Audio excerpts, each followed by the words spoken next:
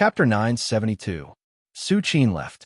Qin Sheng owed Su Qin in this relationship, so he felt guilty every time he saw her. He used to be young and ignorant. He thought that if he broke up with Su Qin, he would not look back and just move on without disturbing others or torturing himself. Later, he found that everything was so naive. The most painful thing in the world was not being able to be with the one he loved deeply. Qin Sheng thought that he had completely let go of Su Qin, but he still could not calm down when he saw her again. Unfortunately, he had met Lin Su, so he had to move on. However, Su Qin had been waiting for him all these years. Even though he left without saying goodbye for more than 2 years, she still waited for him silently. If Su Qin had not loved him so deeply, she might have said goodbye to being single long ago. After all, there was absolutely no lack of excellent pursuers around her. It was just that she could not let go of Qin Sheng. Unfortunately, Qin Sheng had Lin Su, so he could not abandon Lin Su. Su Qin could only force herself to let go of Qin Sheng slowly. Now she was actually in a good state. She had gradually recovered to the previous Su Qin.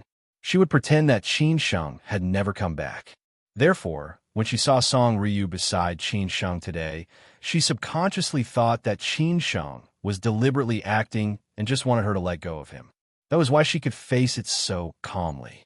Unfortunately, she did not know that it was not acting, but the truth. Fortunately, she did not know that. If she knew, she would probably break down again because she could not accept this fact, let alone believe that Qin Sheng was such a person. After all these years, Su Qin seemed to be the same Su Qin when they were in high school. She would not think too much about things. She would just follow what she thought. Especially when it came to him, it seemed that Su Qin had always trusted him incomparably. Even this time, it was the same. Su Qin's heart was filled with regret. There was no starting over in life. Now Qin Sheng had wronged too many people. He did not know what Su Qin would think after knowing the truth. He hoped that Su Qin would not hate him at that time. Alas, it was okay to hate him. Maybe it was better this way. If there was an afterlife, he would definitely not leave Xian. In this way, he would not have lost Su Qin, met Lin Su, and would not have let them down. When Qin Sheng returned to the private room, everyone was surprised to see only Qin Sheng without Su Qin. Song Ryu took the initiative to ask, "Where is Su Qin?" Qin Sheng explained casually. She said she had something to do, so she left first. Song Ryu seemed to be lost in thought. However, since there were so many people around, she didn't ask anything. She just nodded slightly.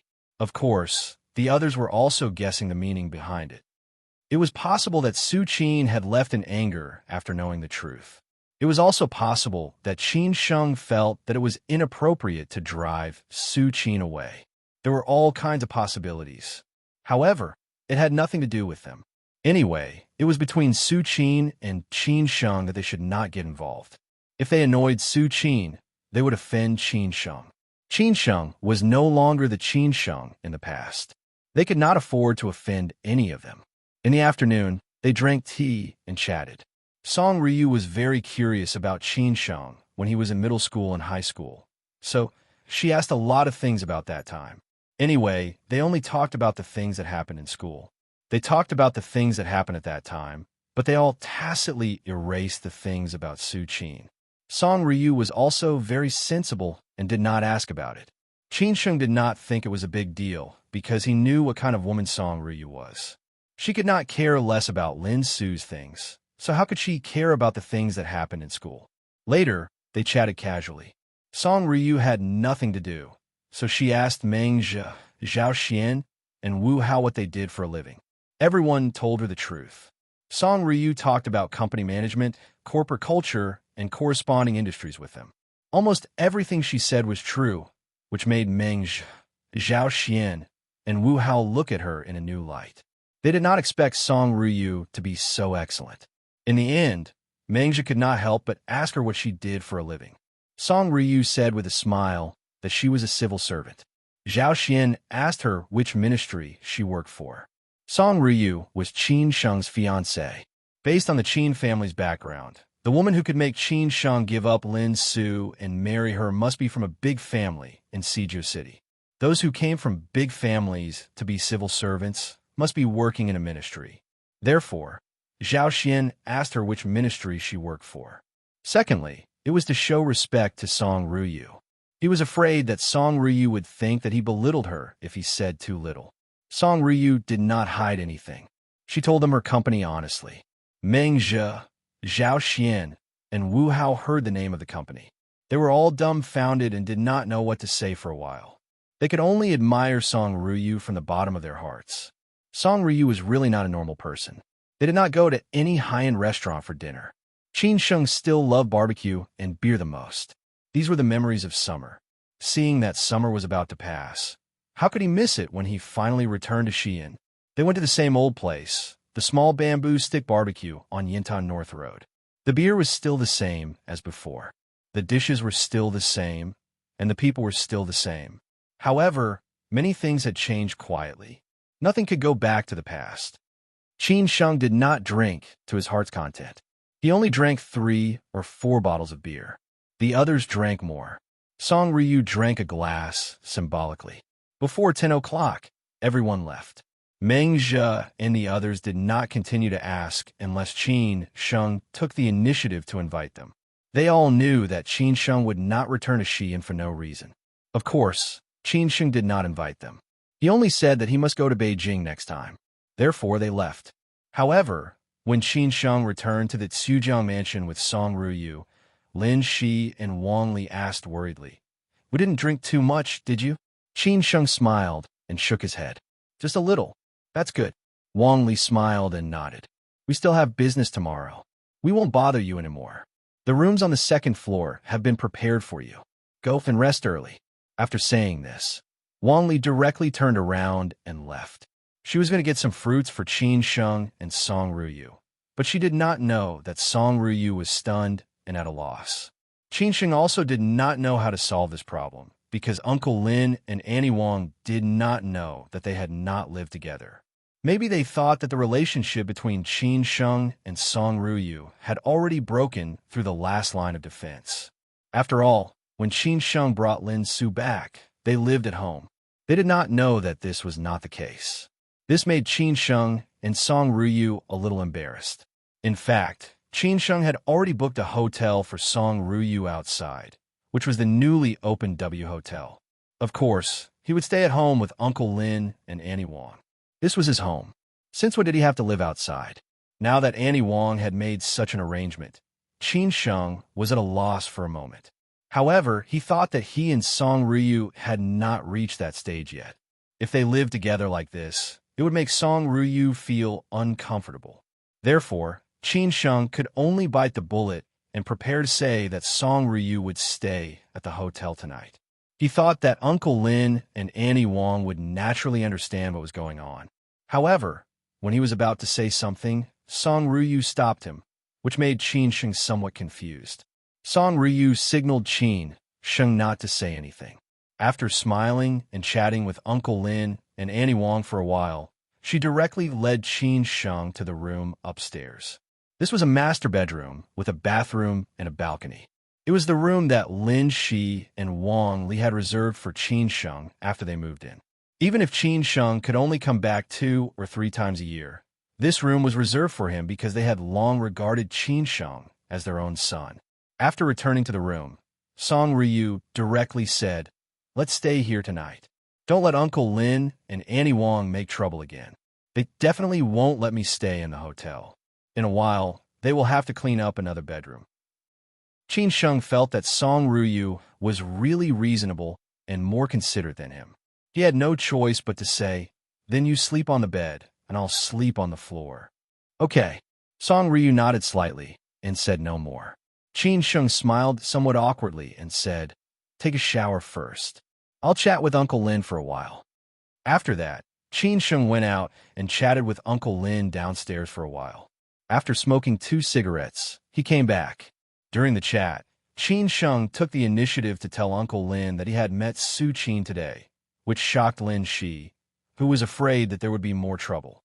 Qin Sheng smiled and said that it was nothing, asking Uncle Lin not to overthink it. When Qin Sheng returned to the room, Song Ruyu was already lying down in her pajamas. The pajamas, slippers, and other daily necessities had been bought by Wang Li in advance. Even the bed sheets were new. After all, this was the first time that Song Ruyu had come to their home, so they could not let her feel uncomfortable. "Go take a shower," Song Ruyu said somewhat embarrassedly. She could be calm about anything, but she was after all just a beginner when it came to matters between men and women. How could she be so calm? Qin Sheng nodded and went to take a shower. Men took a shower so quickly. The jokes on the internet were not fake. In less than 15 minutes, Qin Sheng came out in his pajamas, took a blanket, and hugged a pillow. He slept on the floor. He had experienced the days of using the floor as his bed and the sky as his quilt. This condition was already very good. Song Ryu was about to turn off the light after asking a few questions. Unexpectedly, Wang Li knocked on the door at this time. Hearing Annie Wang's voice, the two of them were a little flustered. They were afraid that Annie Wang would find out their secret, so they hurriedly packed up. Then Qin Sheng went to open the door. Annie Wang stood at the door with fruits and milk in her hands. "Did I disturb you?" No. Qin Sheng scratched his head somewhat embarrassedly. Then he took the plate from Annie Wang's hands and said thank you with a smile. When Qin Sheng put the things on the head of the bed, Song Ruyu and Qin Sheng happened to look into each other's eyes. Both of them couldn't help laughing out loud. Who knew that there would be such a dramatic scene? They probably didn't expect it, so they felt somewhat guilty. After laughing, there was no more interlude this time. They turned off the light and went to sleep. One was on the bed, and the other was on the floor. It seemed that Qin Sheng was going to be Lu Xiaohui. After a few minutes of silence, both of them knew that the other was still awake. No one said anything. In the end, it was Song Ruyu who took the initiative to say, "Your first girlfriend is quite beautiful. She's even more beautiful than I thought. It seems that you were also a school hunk in high school. Otherwise, how could you have pursued your campus belle?" These are all stories of the past. If you really want to hear it, I can tell you all day and all night, Qin Sheng said half-jokingly. "Why did she suddenly leave today?" Song Ruyu asked unhurriedly. "Did you ask her to leave? Or are you afraid that I will overthink it?" Since Song Ruyu asked, Qin Sheng told the truth. "Mengzhi did not expect that I would bring you back, so he made the decision to ask Su Qin to come here. When he saw you, he regretted it. However, Su Qin was already here, so I could not say anything. After all, even though we have broken up, we are still friends. Those who never contact each other are enemies. She asked me to go out to ask about you. I told her that you were my fiancé, but she did not believe me at all. She thought that I deliberately asked you to come here just to make her let go of me. She said that there was no need to do that, because she had already let go of me. Later, she said that the atmosphere would be awkward if she was here, so she excused herself and left. I did not say anything. That was the whole process." Oh. After hearing this, Song Ryu understood the logic in the middle. No wonder Su Qin was not surprised after hearing her identity. It turned out that she did not believe it at all. Song Ryu did not doubt Qin Sheng's words. Everything made sense. Moreover, there was no need for Qin Sheng to lie. "It seems that she loves you very much," Song Ryu said with some emotion. Qin Sheng did not say anything. He did not know how to continue this topic. In the end, he chose to remain silent. Song Ryu felt that it was unnecessary to talk about this, so she changed the topic and talked about some unimportant things. Perhaps the air conditioner was too cold. Song Ryu could not help but tighten the quilt. She thought that Qin Sheng was still sleeping on the floor. The floor in summer was different from that in winter. If there was a floor heater in winter, it would be very comfortable to sleep on the floor. However, in summer, it would be cold to sleep on the floor with an air conditioner, which was not good for one's health. Song Ryu hesitated. What should she do? If she did not allow Qin Sheng to sleep on the floor, he could only sleep on the bed with her. A man and a woman sleeping on the same bed. Even if nothing happened, something would happen. Moreover, Qin Sheng was a normal man, but she. However, if Qin Sheng continued to sleep on the floor, she would feel sorry for him. It seemed that Qin Sheng was not that kind of person. She trusted Qin Sheng very much. Moreover, they were about to get engaged. Sooner or later, they would get married. Even if they slept on the same bed now, it would not be a big deal. She was just thinking too much. Song Ryu tossed and turned in this way. After hesitating for a few minutes, she finally made a decision. She took a deep breath and said in a low voice, "Qin Sheng, are you asleep?" Indeed, Qin Sheng was not asleep. He heard Song Ruyu tossing and turning on the bed. He thought that Song Ruyu was not used to such an environment tonight. He was thinking of ways to let Song Ruyu sleep comfortably. Otherwise, it would be too torturous. Unexpectedly, Song Ruyu spoke first. Qin Sheng turned around and said calmly, "Well, I'm not asleep yet. What's wrong?" Song Ruyu plucked up her courage and said slowly, "Well, the floor is too cold. How about you sleep on the bed?" After saying this, Song Ruyu was embarrassed and covered her face with a quilt. She could not face Qin Sheng at all. Qin Sheng was speechless. Chapter 973. This was the first time in Song Ruyu's life that she had spent so much time with a man other than her family. She would not have done this if the man was not Qin Sheng. She trusted Qin Sheng, and she was going to be his fiancée. Sooner or later, they would end up like this. Most importantly, she felt sorry for Qin Sheng. However, she was a woman after all. After plucking up the courage to say this, she was at a loss. He did not know whether to laugh or cry. No wonder Song Ryu had been tossing and turning, unable to fall asleep. It turned out that she had been thinking about this matter. He guessed that she had mustered up enough courage to make this decision in the end. Qin Sheng was pleased with the result, which meant that Song Ryu chose to trust him in the end. But at the same time, he found it ridiculous. Was he a gentleman in Song Ryu's heart? Or had she acquiesced in many things? Qin Sheng gave up this idea in the end. After a moment of silence, Qin Sheng said, "It's okay. I'll sleep on the floor."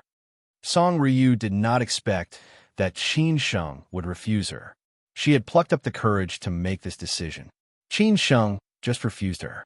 Did he think that she was a loose person? Or was it that she, Song Ryu, was not attracted to him at all? After calming down, Song Ryu took the initiative to explain, "Don't think too much. I'm just afraid that you will catch a cold if you sleep on the floor." Qin Sheng suddenly wanted to flirt with Song Ryu. He was a normal man. How could he not have feelings for a beautiful woman like Song Ryu? No one would believe it. However, sometimes reason had to suppress desire. Otherwise, people would be animals that thought with their lower bodies. Sooner or later, they would pay for their actions. Qin Sheng said half-jokingly, "Of course I didn't think too much. I just want to sleep on the same bed with you. Aren't you afraid?" Song Ryu shook her head and said, "What's there to be afraid of? You're not a wild beast. I've known you for so long. Don't you think I don't know who you are?" Qin Sheng laughed and said, "You are gambling. I am a normal man, and you are a beautiful woman. How could a man not have feelings for you?" Song Ryu felt that Qin Sheng was too long-winded. She didn't want to discuss these things with him, so she said angrily, "Why are you so long-winded? At the very least, I'll be your fiancée soon, and I'll be your wife in the future. Even if something happens between us, so what?" Qin Sheng felt that Song Ruyu's words were a slap in the face. He didn't want to continue teasing her. "Anyway, you said it yourself. Don't regret it when the time comes." Therefore, he stood up, walked to the bed with a pillow and quilt in his arms, and stared at Song Ryu deliberately. To be honest, Song Ryu was really scared. She subconsciously moved to the other side. After all, men were men. Who knew what kind of man Qin Sheng was? However, after thinking it through, Song Ryu was not afraid anymore. As she had said, she would be Qin Sheng's woman sooner or later, so there was no need to worry about these things. At this time, after Qin Sheng lay on the bed, he directly covered himself with the quilt and said, "Thank you. Go to sleep, good night." Qin Sheng felt that he had made progress tonight.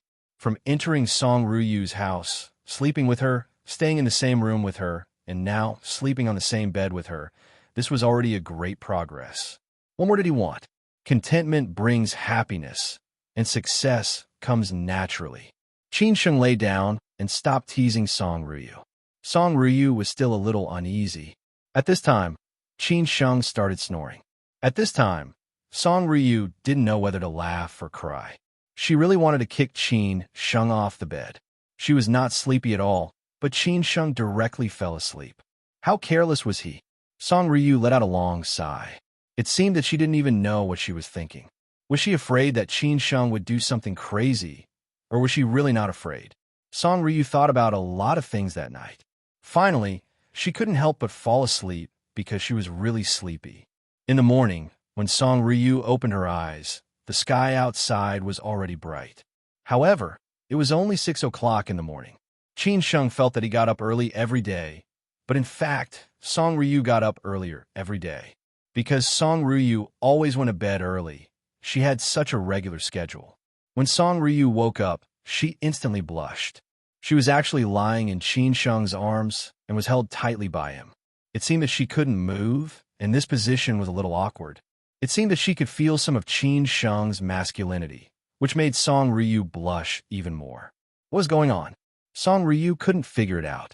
Did she take the initiative to lie in Qin Sheng's arms, or did Qin Sheng deliberately take advantage of her? However, it was not the time to think about these things. After all, she had taken the initiative to let Qin Sheng sleep on the bed last night.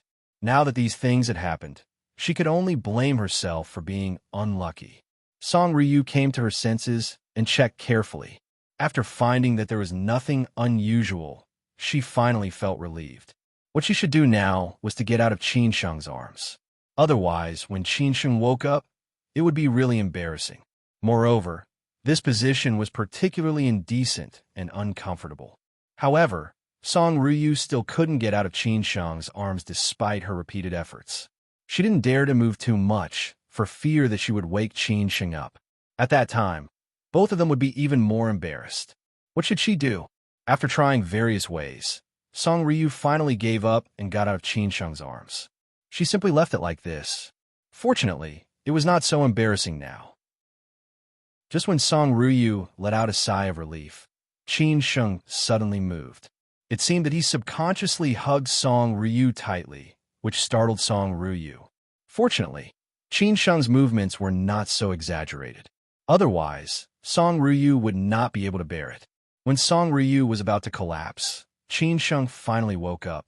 Song Ryu seemed to feel that Qin Sheng had woken up, so she hurriedly closed her eyes and pretended to be asleep. When Qin Sheng opened his eyes and found that there seemed to be a woman lying next to him, he subconsciously thought that he was at home in Shanghai. Of course, this woman was Lin Su. However, in less than 2 seconds, Qin Sheng also recalled what had happened last night. This woman seemed to be Song Ryu, wasn't she? Qin Sheng was instantly shocked. Holy sh*t. Why is Song Ryu in my arms, and why am I hugging her so tightly? If Song Ryu woke up and found out about this, she would chop him to death. Even if she didn't chop him to death, she would despise him. Last night, he had solemnly promised her. How could he cross the line now? After Qin Sheng calmed down, he thought that he must have mistaken Song Ryu for Lin Su when he was sleeping. That was why he subconsciously hugged her so tightly. What he should do now was to let go of Song Ryu and escape from the scene. In this way, when Song Ryu woke up, she would not think too much and everything would be fine. Qin Sheng immediately and carefully let go of Song Ryu. Then he tiptoed out of the bed, washed and changed his clothes, and directly ran out of the room. When he walked out of the room, Qin Sheng really let out a long sigh of relief. It was really exciting. It seemed that in the future, he should not act like that. He was still a normal man. Fortunately, he did not mess around. However, no one knew whether he had messed around after falling asleep last night or not. Anyway, he did not know. Maybe Song Ryu knew. After Qin Sheng went downstairs, he found that Annie Wong and Uncle Lin had already woken up. It seemed that they usually got up early as people got older. Sheng, or why don't you sleep a little longer? Breakfast is not ready yet, Wang Li said worriedly. Qin Sheng replied with a smile. I'm used to getting up so early these years. Wang Li asked casually. Ryu hasn't woken up yet, right? Qin Sheng explained calmly. Not yet. Let her sleep a little longer. At this time, she looked at Qin Sheng and said, I'm going to jog at South Lake. Do you want to go with me? South Lake was next to the villa area, not far away. It was the place with the best scenery in Sujiang. There were many people jogging in the morning and at night. The last time Qin Sheng went to South Lake was when he drank with Su Qin's father at night. Su Qin's father did not treat Qin Sheng as a junior, but as a friend. They talked about a lot of things. Most importantly, he hoped that Qin Sheng could help Su Qin get over the obstacle in her heart. Qin Sheng did not think too much and directly nodded. Anyway, he had nothing to do. He could not just wait for Song Ryu to wake up. South Lake was also called Xiujiangpool Ruins Park, but the local people liked to call it South Lake. But to outsiders, it was called Xiujiangpool Ruins Park, which was the core of Xiujiang. The whole South Lake in Xiujiang was surrounded by high-end villa areas or hotels. Qin Sheng ran 2 laps with Uncle Lin. Chong Baji ran with Brother Wu and the others. They were scattered around, so they were not so conspicuous. After running 2 laps, Lin Shi sighed with emotion. Young people are really young. You're not out of breath, and your face is not red after these 2 laps. I am an old man. Uncle, you're still young, not old. Many young people are not as strong as you. I guess they can't run more than a few hundred meters, Qin Sheng said with a smile. Lin Shi replied with a smile. Young people still need to exercise more. Qin Sheng continued to walk with Uncle Lin. After a few steps, Lin Shi asked, How is Lin Su? Qin Sheng knew that Uncle Lin would definitely ask about this, so he answered honestly, That's all I can do. I can only pay her back slowly. I hope she won't hate me. Lin Shi had wanted to ask about this for a long time, but he did not have time yesterday. Today, he found the opportunity. He sighed and said, Lin Su is a good girl. Since you owe her, you should make it up to her. I won't interfere in your business. I hope you can handle it well. Uncle, I know. Qin Sheng nodded slightly. Lin Shi continued to ask, How are things at home? Is your father okay? He must be very tired during this period. Qin Sheng thought for a while and replied, My father is fine. I saw him twice during this period. He is in good condition. As for the things at home, there are some changes now. We just need to make some choices. I hope we didn't make the wrong choice. Lin, she said helplessly, I can't help you much. I can only care about you. This experience is destined to benefit you for the rest of your life. It will also make you grow up quickly. I hope you can become a man like your father and live a glorious life. I don't want you to become that kind of man. I just want you to live an ordinary life.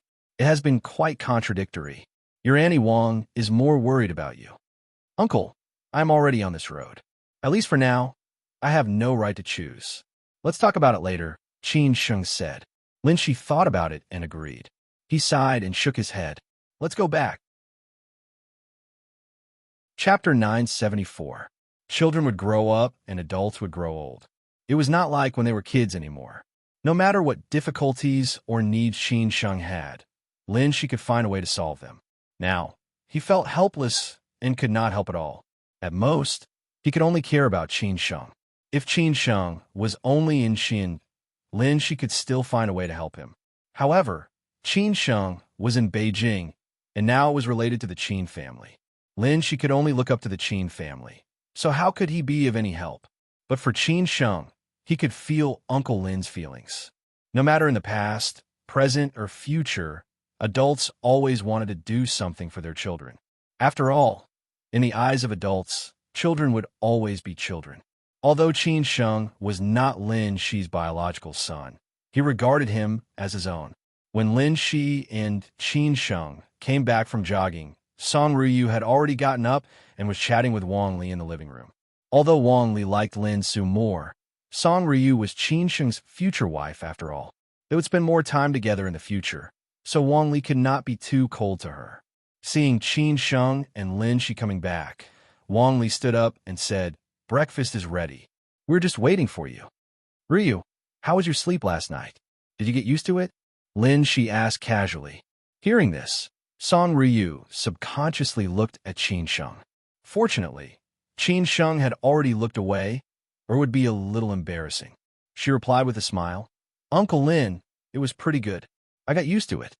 That's good. Lin Shi nodded slightly and said, You talk for a while. I'm going to take a shower first. Wang Li also urged Qin Sheng. Sheng-er, you should also take a shower. You are sweaty. Song Ryu had already changed her clothes. Since she was going to pay respects to old Master Qin today, she had changed into black clothes, which looked more dignified than usual. Song Ryu had always paid attention to such details. Yesterday, Her grandfather had asked her to bring a bottle of wine to old Master Qin and pretend that he was there. After breakfast, Qin Sheng went out with Song Ruyu. It was about an hour from Zhujiang. Although it was already the National Day holiday, the weather in Xi'an was still very sultry. Every summer, countless people would go to the deep mountains of Qinling to avoid the heat. That was why they had to go out so early, in case there was a traffic jam. All the way to the south, Mount Qinling and Mount Zhongnan gradually rose. In the end, they were so tall that they reached the clouds. If one were to look at Mount Zhongnan after the rain, it would definitely be an exquisite ink painting. Chang Baji had followed Qin Sheng here twice, so he knew the way to go without Qin Sheng's reminder. Maybe it was because of a National Day holiday, there were more cars on the road and more people going into the mountain. It took them 1.5 hours to get there. Several cars stopped by the roadside. Qin Sheng and Song Ryu got out of the cars and walked over. The sun was scorching hot today. Qin Sheng and Song Ryu wore sunglasses and held parasols. They walked through a deserted tree-lined path and finally arrived at the grave where old Master Qin had been buried. The nameless burial mound was overgrown with weeds, but there were all sorts of flowers blooming in the surroundings. With a mountain on one side and a river on the other, it could be considered a paradise. Qin Sheng casually cleared an open space and said, "Grandpa, Ryu and I are here to visit you." Then they began to worship. Song Ryu, who was holding a bouquet of flowers in her hands, seemed to be in a daze and did not speak for a long time. Maybe she felt it was a little hard to accept that old Master Qin, who had been so glorious, was buried here. If Qin Sheng had not brought her here, she would not have believed that this was the place where old Master Qin was buried, even if she found this place. Chang Baji and the others placed the offerings. Qin Sheng silently burned incense and lit paper. After Song Ryu came to herself, she slowly put the flowers in front of the tombstone. Then she took off her sunglasses, took out the bottle that her grandpa had treasured for a long time, and slowly poured it in front of old Master Qin's tomb. At that time, Song Ryu said quietly, "Grandpa Qin, I'm Ryu from the Song family. You saw me when I was a child, and you told my fortune for me. Today, Qin Sheng and I are here to visit you on behalf of the Song family. My grandpa also wants to visit you, but his health condition doesn't allow him to. He said that when he gets better, he will definitely come and have a good talk with you." Song Ryu said while pouring wine. Qin Sheng frowned slightly when he heard that his grandpa had told Song Ryu's fortune. He was curious about what his grandpa had told her. Grandpa was really an old faker. He didn't even let go of a child. Song Ryu talked for a while, which was what old Master Song had asked her to tell. It was like two old people who hadn't seen each other for decades, talking about family trifles. Qin Sheng felt very close to them. He guessed that few people would talk to their grandpa like this. After everything was over, Qin Sheng kowtowed to his grandpa 3 times. Song Ryu, the future daughter-in-law of the Qin family, didn't avoid it. She followed Qin Sheng and kowtowed to old Master Qin 3 times. The next time she came to visit old Master Qin, she would probably be the daughter-in-law of the Qin family. At that time, she wouldn't be able to represent the Song family. They came in a hurry and left in a hurry. They only stayed here for half an hour. The tree-lined path was rather rugged. Qin Sheng held Song Ryu all the time. They were getting closer and closer, so they didn't have to be afraid of such body movements. After all, they had slept in the same bed last night. Qin Sheng had almost broken through all of Song Ryu's current defenses. After coming down from the mountain, Qin Sheng naturally wanted to take Song Ryu to visit the old house where she had lived when she was a child. Song Ryu also volunteered to go. Qin Sheng had taken her there last time, so he couldn't favor her this time. The 3 cars stopped in front of the old house in the east of the village. After getting out of the car, Qin Sheng was a little surprised that someone had built a new wall for the old house. Even the gate had been renewed. However, the wall was not high. Through the wall, he could see that the house hadn't changed much. But the yard was very clean, which surprised Qin Sheng a lot. "What's wrong?" Song Ryu sensed Qin Sheng's confusion and asked casually. Qin Sheng didn't say anything. He took out his mobile phone and showed Song Ryu a photo he had taken last time. Then he explained, I don't know who did this. Could it be Uncle Lin? Song Ryu asked. Qin Sheng thought it was possible. However, he thought it was more likely to be someone in the village, such as Jiang Wo, Hu Zi, and the others who he had helped collect money from in Beijing last time. It was noon, when the sun was the hottest. No villagers came out. Qin Sheng didn't want to disturb them. Otherwise, he would waste too much time. So he took Song Ryu to see the old house for a while, and then left. After getting in the car, Song Ryu felt distressed and said, Did you live here when you were a child? Qin Sheng explained with a smile. Actually, I didn't stay here for long. I lived here when I first arrived in Xi'an, but I can't remember it. After I went to school, I lived in the Lin's house. I would occasionally accompany my grandfather on weekends or holidays. So most of the time, my grandfather lived here. Grandpa Qin is a master. Song Ryu sighed. This was what her grandfather had told her when he was a child. So she couldn't treat him as an ordinary person. Qin Sheng changed the topic and asked, When we were at my grandfather's grave, you said that my grandfather told your fortune when you were a child. What did he tell you? It's a secret. I can't tell you. Song Ryu pursed her lips and smiled. Then she looked at the scenery outside the window, which was really beautiful. Qin Sheng deliberately joked. Did he tell you that you would definitely marry into the Qin family in the future? You're the kind of person who takes advantage of others. Song Ryu said impatiently. Qin Sheng chuckled and stopped joking. After finishing these things, Qin Sheng didn't go straight to the city. Instead, he took Song Ryu to Lu Guantai to visit the old Taoist priest. Qin Sheng also wanted the old Taoist priest to tell his fortune to see whether the Qin family could survive this disaster. Qin Sheng had already contacted the old Taoist priest in advance, so he directly went there. Otherwise, he didn't know whether the old Taoist priest was in Lu Guantai or not. After parking the car in the parking lot, Qin Sheng walked to the old Taoist priest's residence with Song Ryu. Soon he saw the old Taoist priest practicing calligraphy in the study. To be honest, in Qin Sheng's eyes, the old Taoist priest's calligraphy was not good. However, because of his various identities, the price of his calligraphy was higher than the market. It was said that a piece of calligraphy was worth 2 or 300,000 yuan. This was also the old Taoist priest's reason for being criticized. After all, this was the old Taoist priest's private affairs. What Qin Sheng cared about was what the old Taoist priest was good at. This was also the reason why he came to see the old Taoist priest. Although the old Taoist priest wore plain clothes, he still looked like an immortal. Every time he saw Qin Sheng, he liked him very much. He would definitely talk to Qin Sheng about family trivia. It was the same this time. After a simple greeting, he talked with Qin Sheng about many things in the past.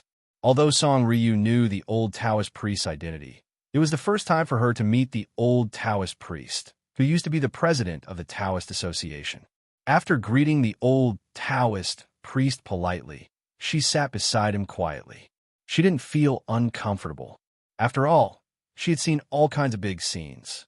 The old Taoist priest looked at Song Ryu calmly, and then nodded with satisfaction. He already knew who she was without Qin Sheng's introduction. He smiled and said, Qin Sheng, is this your girlfriend? Qin Sheng nodded slightly and said, I can't hide anything from you. We are a match made in heaven. We are deeply blessed, the old Taoist priest said calmly, without hiding anything. Qin Sheng was a little surprised to hear this. Song Ryu was calm and expressionless. She didn't believe in these things. Even when old Master Qin had told her the fortune in person, she didn't take it seriously. After saying this, the old Taoist priest didn't say anything else. In his eyes, Qin Sheng's girlfriend could be said to be a blessing. He guessed that her identity was not simple. After all, he knew Qin Sheng's current identity. Qin Sheng didn't say anything else. He asked half-jokingly, Old Taoist priest, this time I came back to visit you, mainly to ask you to tell my fortune. What will the final result of this storm of our Qin family be? The final result of the Qin family depended on the efforts of all parties. In particular, the Qin family had to go all out. It was not the old Taoist priest's words. Qin Sheng also came to visit the old Taoist priest. He knew that the old Taoist priest was quite good at some metaphysics. Qin Sheng just took it as a comfort. The old Taoist priest frowned slightly. This was not a simple matter. He had always been unwilling to reveal the secrets of heaven. Sometimes it depended on fate. The reconstruction of the Luguan Terrace was all thanks to him. Many of the names on the Merit and Virtues Monument were well-known big shots. Since Qin Sheng had asked, the old Taoist priest couldn't refuse. He had a good relationship with the Qin family. Moreover, he was related to old Master Qin. They could be regarded as descendants. Of course, he couldn't refuse. If it were someone else, the old Taoist priest wouldn't easily agree. After thinking for a while, the old Taoist priest finally frowned. He slowly closed his eyes and began to count with his fingers. The movement of his hand was not fancy. It was just a simple Taoist finger technique, which ordinary people could understand. However, the old Taoist priest waited for a long time. They could see the sweat on his forehead. Qin Sheng and Song Ryu were a little anxious and worried while waiting. After a long time, the old Taoist priest finally opened his eyes. He looked a little weak. Qin Sheng couldn't wait to ask, "Taoist priest, how is it?" The old Taoist priest took a deep breath and said slowly, "Joy comes from the extreme." Chapter 975. It was 3 o'clock in the afternoon, and the sun was no longer scorching. Being in the Zhongnan Mountains, Qin Sheng could not feel the heat, but he felt a bit cold. Qin Sheng did not bother the old Taoist for too long. He came to visit his old friend on the way. The old Taoist and his grandfather had been friends for so many years. As a junior, it was reasonable for him to visit him. As for asking the old Taoist to tell his fortune and reveal the secrets of heaven, it was just a spur of the moment.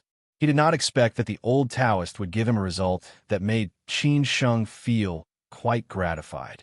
Joy comes from the depths of misfortune.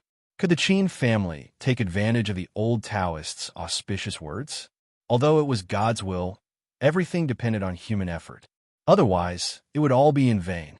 Qin Sheng was not the kind of person who depended on God. He could not let nature take its course, but he believed that as long as he tried his best, the Qin family would not be disappointed. On the way back to the city, Song Ryu looked at Qin Sheng and said with a smile, "I didn't expect you to be so superstitious. Some things are true if you believe it or not. Hegel said that everything that exists is reasonable. There's also a saying that what science cannot explain is theology. I just want to comfort myself. Anyway, the old Taoist is quite accomplished in this aspect. It would be a waste if I don't use it. I know that many tycoons have asked the old Taoist for help. I won't talk about those tycoons in Hong Kong, but do you need me to gossip about others?" Qin Sheng said, half-jokingly. Anyway, he was just killing time. Song Ryu shook her head and said, "I'm not interested. I just want to say that you're not afraid that the old Taoist will know that you're looking for a reason to comfort yourself. So he deliberately gave you a result." "Ha, it's possible. Both sides take what they need." Qin Sheng could not help laughing. But then he asked, "You said that you don't believe it. Then why did you say that my grandfather told your fortune? My grandfather is the #1 fraud in the world. He is not as good as the old Taoist at cheating people. Didn't you believe it?" Song Ryu replied angrily, "Who said I believed it? Then why don't you tell me what it was about?" Qin Sheng said disapprovingly. Song Ryu did not care about Qin Sheng. She knew that Qin Sheng was trying to get information out of her, but she would not fall for it. It was useless to make Qin Sheng worry. But thinking about it carefully, some things were indeed hard to explain. She did not know whether it was a coincidence or fate. These things were so mysterious that Song Ryu didn't want to think about them. When Qin Sheng returned to the villa of Xujiang Mansion, he found that there were a lot of things in the living room. After asking around, he learned that they were all gifts from his relatives. Some of them were for Qin Sheng, and some were for Song Ryu. Qin Sheng didn't know whether to laugh or cry. It seemed that there would be a lot of trouble in the future. After all, he was the most promising member of the Lin family. "Are you going to have dinner home?" Lin, she asked with a smile after Song Ryu finished showering and changing her clothes. Qin Sheng explained honestly, "I went to Lu Changshi's house for dinner tonight. After all, Lu Changshi helped you a lot. But he said that we should have dinner at home, and he didn't need to be so polite. I had to do as the host said. After all, he's a local tyrant in Xi'an." Oh, Xiaolu. Lin Shi heard that Qin Sheng was going to have dinner with Lu Changxi, so he said with a smile, "Oh, Xiaolu, this young man is nice. I invited him to dinner several times, but he politely refused. Later, he even came to visit your aunt and me at home. Tonight, you have to propose a toast to him on my behalf." Later, he also heard from others that the Lu family's background in Xi'an was extraordinarily powerful. If Qin Sheng could be friends with such a person, he would be able to take care of all aspects of the family in the future. Qin Sheng said with a smile, "Okay, I will get him drunk tonight. Do you want to drink white wine or red wine tonight? I have a few bottles of good wine. You don't have to go empty-handed," Lin, she said in a hurry. Qin Sheng thought about it and agreed. It was not good to owe Lu Changxi more favors. Then he would take 2 bottles of wine from Uncle Lin. At that time, he would not go home until he was drunk with Lu Changxi. At worst, he would sleep at his house after drinking too much. Qin Sheng and Song Ryu stayed at home for a while, chatting with Uncle Lin and Aunt Wang. When it was almost time, they were ready to set off.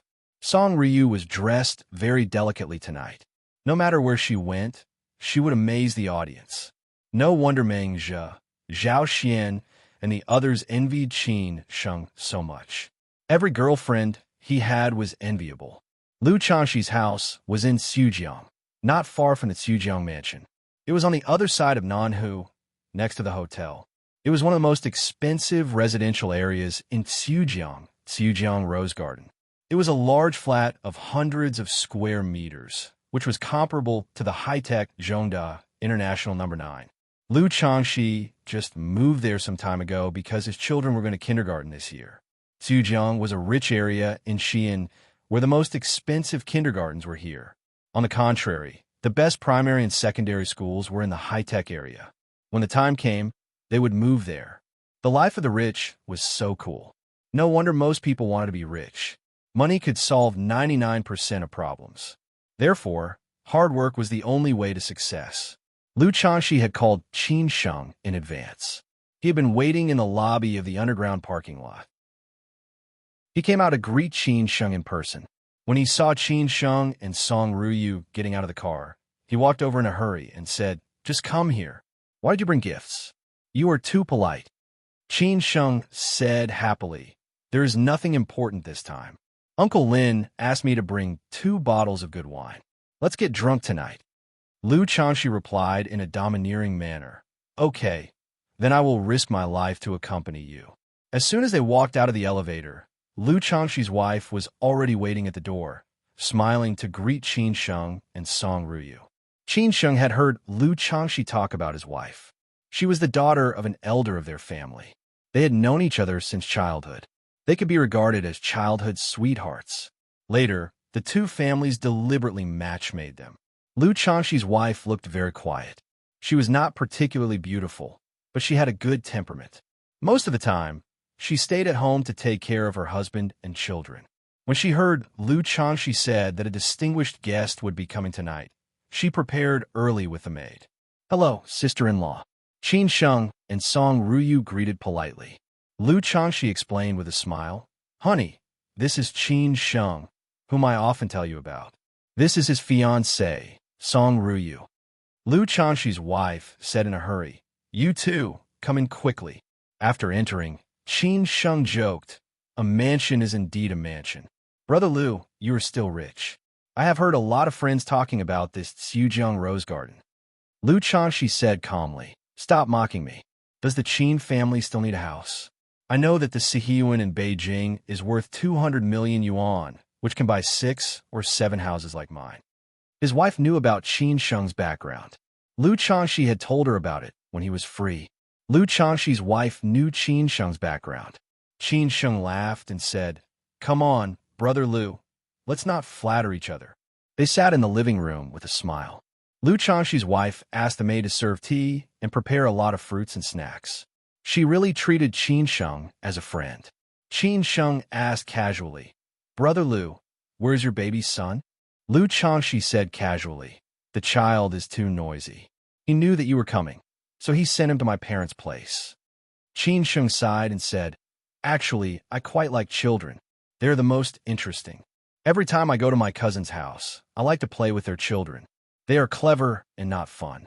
Lu Changxi joked. Then you should work hard and have a few sons and daughters as soon as possible. At this time, Qin Sheng deliberately looked at Song Ruyu and said, Brother Lu, this kind of thing is not up to me. Lu Changxi and his wife couldn't help laughing. Song Ruyu stared at Qin Sheng angrily. She couldn't do anything about this kind of thing. However, in front of outsiders, Song Ruyu couldn't say anything. She could only give Qin Sheng face. Lu Changxi added fuel to the fires, he said. If I go back and tell my friends in Beijing that the great goddess Song, whom you have been yearning for day and night, still behaves like a little woman, I guess they will burst into tears. Qin Sheng, you are really lucky. Qin Sheng replied directly, Brother Lu, I agree with what you said. Otherwise, how could I have the chance to kidnap her? Everyone laughed at the same time and chatted in this way. After chatting for a while, the Lu family had already prepared dinner. There were no outsiders except Lu Changxi and his wife. Qin Sheng really regarded Lu Changxi as a friend. Among the rich playboys, Lu Changxi was one of the few friends that Qin Sheng recognized. Only when he opened his heart to such a friend could he go further. Although Lu Changxi was living in a remote corner of Xi'an, Qin Sheng believed that a friend like Lu Changxi could go further. Now is just now. Who knew what would happen in the future? Chapter 976. Xujiang Rose Garden was a famous mansion in Xi'an. For Lu Changxi, it was not a big deal.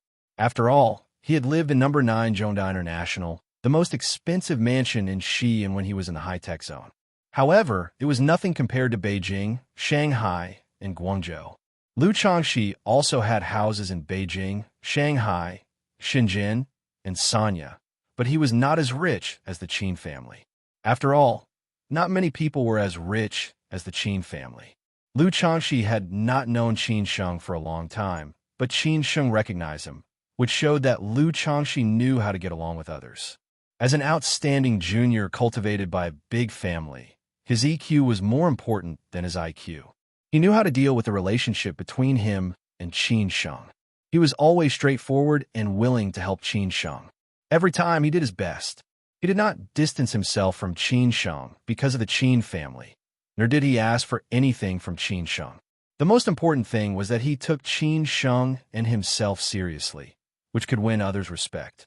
Moreover, he had the confidence to do so. They got along with each other slowly, from the initial familiarity to the current mutual recognition. This was how true friends got along. Friends did not only know how to eat, drink, and have fun. Friends had to experience things to see their true feelings. The atmosphere of the dinner was very harmonious. Although there were only 4 people, Qin Sheng and Lu Changxi had many topics to talk about. Song Ruyu, a freak who knew astronomy, geography, political policy, economic management, and so on, was also present. How could not be lively? However, Song Ruyu chatted more with Lu Changxi's wife. She knew what women like to talk about most, such as travel, food, makeup, and so on. As long as Lu Changxi's wife was willing to talk, Song Ruyu could keep talking with her. Qin Sheng and Lu Changxi were drinking white wine. The wine was a Mao Tai that Lin Shi had asked them to bring. It was sent by some of Lin Shi's old friends after he came out. Back then, Lin Shi was quite popular. Many of his friends also helped him. However, sometimes they could not help themselves. Song Ruyu and Lu Changxi's wife drank red wine. Lu Changxi's wife had studied in the United Kingdom, so she knew a lot about red wine. Most of the wine in the house was collected by her. Today, she opened a bottle of good wine from Chateau, Cheval Blanc, and chatted with Song Ruyu with a smile. Lu Changxi's wife appreciated Song Ruyu because she was from a big family and had seen the world. Lu Changxi asked casually, "How are things going at home? Even in Xi'an, I've heard a lot of rumors. I don't know if it's true or not. I heard that your grandmother has returned to Beijing." Qin Sheng joked on purpose as he said, "Well, the news is spread to Xi'an. It seems that your friend in Beijing is not simple." Lu Changxi said happily, "Anyhow, my family is famous in Xi'an. Many tycoons have been promoted from Shaanxi these years. How can I not know some rich playboys?" "That's true. Your family is flourishing. I think your business will get bigger and bigger." Qin Sheng said casually and did not mention anything about his family. It was not that he could not talk about those things in front of Lu Changxi, but that Qin Sheng had been tortured by these things for a long time. It was not easy for him to come to Xian for a stroll. Speaking of this, Lu Changxi let out a long sigh and said, "Since the family is flourishing, there will be more outstanding juniors. People like me are not popular in the family. You know, if a family wants to be deeply rooted, it must have someone who can make a meteoric rise in his official career. Only in this way can the foundation not collapse. My two cousins are the focus of the Lu family now. Another cousin is working in a ministry and has a promising future. They are the real stars of the family. I'm just a businessman with some stinky money, so I'm not popular in the family." Lu Changxi sighed deeply and said, "My family is flourishing. Every family had its own difficulties." Qin Sheng did not expect that Lu Changxi would say such a thing. Qin Sheng followed the topic and said, "It seems that young Master Lu has been bullied in the family. I'm just telling the truth. Only power can make a family go further and further. Money is just an accessory of power. I think my grandfather is very powerful. I regret that I didn't choose the official career, but I'm not suitable for that path. Sooner or later, I'll get sick," Lu Changxi said with a smile. Qin Sheng laughed and said, "Brother Lu, I think you're quite suitable. If you choose the official career, you'll be at least at the provincial level." Lu Changxi laughed and scolded, "You brat, don't talk nonsense. It's easy for you to say that. It's not easy for me to say that. I'm not as good as you. I'm living off the Qin family's capital now. I'm just a standard second-generation rich man who has achieved nothing." Qin Sheng laughed at himself. Lu Changxi thought for a moment and said, "However, if the business can be as good as the Qin family, then it's really awesome." Qin Sheng suggested to Lu Changxi, "Brother Lu, then you should make the business bigger and bigger. When the day comes, you'll have the right to speak in the Lu family. At that time, I guess everyone will flatter you, haha." Qin Sheng suggested to Lu Changxi. This was indeed a suggestion. In a family like the Lu family, Lu Changxi was the real decision-maker of the Lu family if they really wanted to do business to this extent. Lu Changxi thought about it and said, "Then I'll work hard. I hope that day will come." Qin Sheng hesitated for a moment and said, "Brother Lu, when the Qin family's business is over, let's talk about it. I think it's comfortable to do business with a friend like you. Anyway, it's the same no matter who I look for, isn't it?" Qin Sheng made a promise to Lu Changxi, which carried a lot of power. When the Qin family's business was over, if Qin Sheng wanted to help Lu Changxi, there would be a lot of opportunities. The Qin family's business was not simple. At that time, Lu Changxi would be able to catch up with the footsteps of his two cousins in the family. "Then I'll thank you." Lu Changxi accepted Qin Sheng's words without any hypocrisy. It was so simple between smart people that they had already made a judgment on each other. After this matter was settled, Lu Changxi felt that it was worthwhile to invite Qin Sheng to dinner tonight. It seemed that he had made the right choice. After all, Lu Changxi had offended many people for Lin Shi's business and used a lot of power in the family. At that time, he had to bite the bullet and do it. It seemed that he had finally gained something. They talked about business later. Qin Sheng learned a lot from Lu Changxi, and Song Ruyu gave him a lot of advice. They drank more and more wine. In the end, Qin Sheng and Lu Changxi drank 2 bottles of Maotai, while Song Ruyu and Lu Changxi's wife drank a bottle of red wine. Not much. They were in good condition. Qin Sheng was just a little drunk. At about 9 o'clock, Qin Sheng and Song Ruyu stood up and left. Lu Changxi and his wife walked Qin Sheng and Song Ruyu to the underground garage in person. They watched Qin Sheng and Song Ruyu get in the car and leave. In the elevator, Lu Changxi's wife couldn't help saying, "Qin Sheng's fiancé is very excellent. I wonder which family she comes from. You just said that she is quite famous in Beijing. What do you think? Not only is she famous, but she is also the dream lover of countless young men. Say she is beautiful, has a good family background, and is so outstanding. Who wouldn't want to marry such a wife?" Lu Changxi explained with a smile. Lu Changxi's wife winked and said, "What about you?" Lu Changxi laughed and said, "I can't abandon my wife. Lu Changxi's wife pounded Lu Changxi a few times. Lu Changxi took the opportunity to hug her. Maybe because he was in a good mood today, he couldn't help hugging and kissing his wife. At this time, he didn't care about the camera in the elevator. When Qin Sheng and Song Ryu went home, Lin Shi and Wang Li hurriedly prepared some hangover soup for them to drink. Although they were drinking with Lu Changxi that night, drinking was harmful to the body. Lin Shi and Wang Li still felt sorry for Qin Sheng. Qin Sheng and Song Ryu rested for a while and chatted with Uncle Lin and Annie Wang for a while. At this time, it was not early, so they went back to their room to rest. However, when they went back to their room, they seemed to be a little embarrassed. They recalled what had happened last night again. So will Qin Sheng sleep on the bed or on the floor tonight? Song Ryu didn't say anything. Qin Sheng pretended to be stupid on purpose. It was not easy for him to improve his relationship with Song Ryu. How could he lose his position? Song Ryu said first, "I'm going to take a shower." Qin Sheng just said yes and lay on the bed to rest. Listening to the sound of the shower in the bathroom, he more or less let his imagination run wild. Half an hour later, Song Ryu came out of the shower. The way she dried her hair in her pajamas was really attractive to any man. She said lightly, "You go take a shower." Hearing this, Qin Sheng ran in eagerly. When Qin Sheng came out of the shower, Song Ryu was already lying on the bed to rest. Qin Sheng was a little embarrassed. He didn't know where to sleep. However, it was absolutely impossible for Qin Sheng to take the initiative to sleep on the floor. Therefore, Qin Sheng braced himself and slept on the bed. At worst, he would be driven out of the bed by Song Ryu later. It was not a big deal.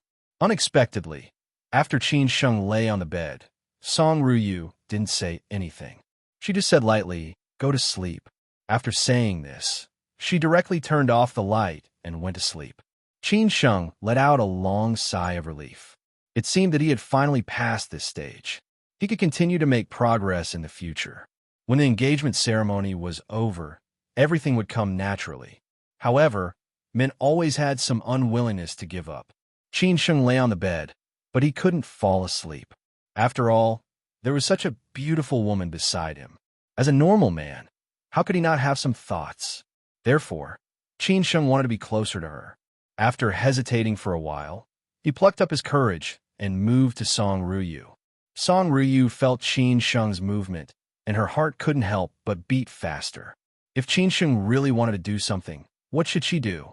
At this time, Qin Sheng suddenly hugged Song Ryu from behind. However, he just hugged her and didn't do anything else. Song Ryu still wanted to struggle subconsciously, but Qin Sheng had already made up his mind not to let go. At this time, he said in a timely manner, "I just want to hug you." Hearing this, Song Ryu hesitated for a moment and finally didn't move. However, men always lied. At this time, Song Ryu didn't dare to believe Qin Sheng anymore. She felt uneasy in her heart. If Qin Sheng dared to have other improper thoughts, she would really be angry and might kick him off the bed. However, Song Ryu thought too much. Qin Sheng was really just holding her in his arms. While Song Ryu was still imagining things, Qin Sheng had already fallen asleep. Judging from the sound of his voice, Song Ryu knew that he was not pretending to be asleep. Song Ryu didn't know whether to laugh or cry. Why did he fall asleep again? It seemed that she had thought too much. Qin Sheng was not that kind of person. Song Ryu didn't think too much. Moreover, she was a little dizzy after drinking so much wine. In this way, she slowly fell asleep in Qin Sheng's arms. After all, it happened after she fell asleep. Tonight should be the first time in her life that she was hugged by a man to sleep. The next day, after Qin Sheng and Song Ryu got up, they directly went to the airport to go back to Beijing. Their original plan was to stay for one more day to accompany Uncle Lin and Annie Wang. However, the Qin family in Beijing finally made some moves. Sixth uncle actually took the initiative to contact the Qin family, which was good news. Chapter 977. The epidemic is getting worse and worse. It's the peak period. I hope you don't go out and make trouble for the country.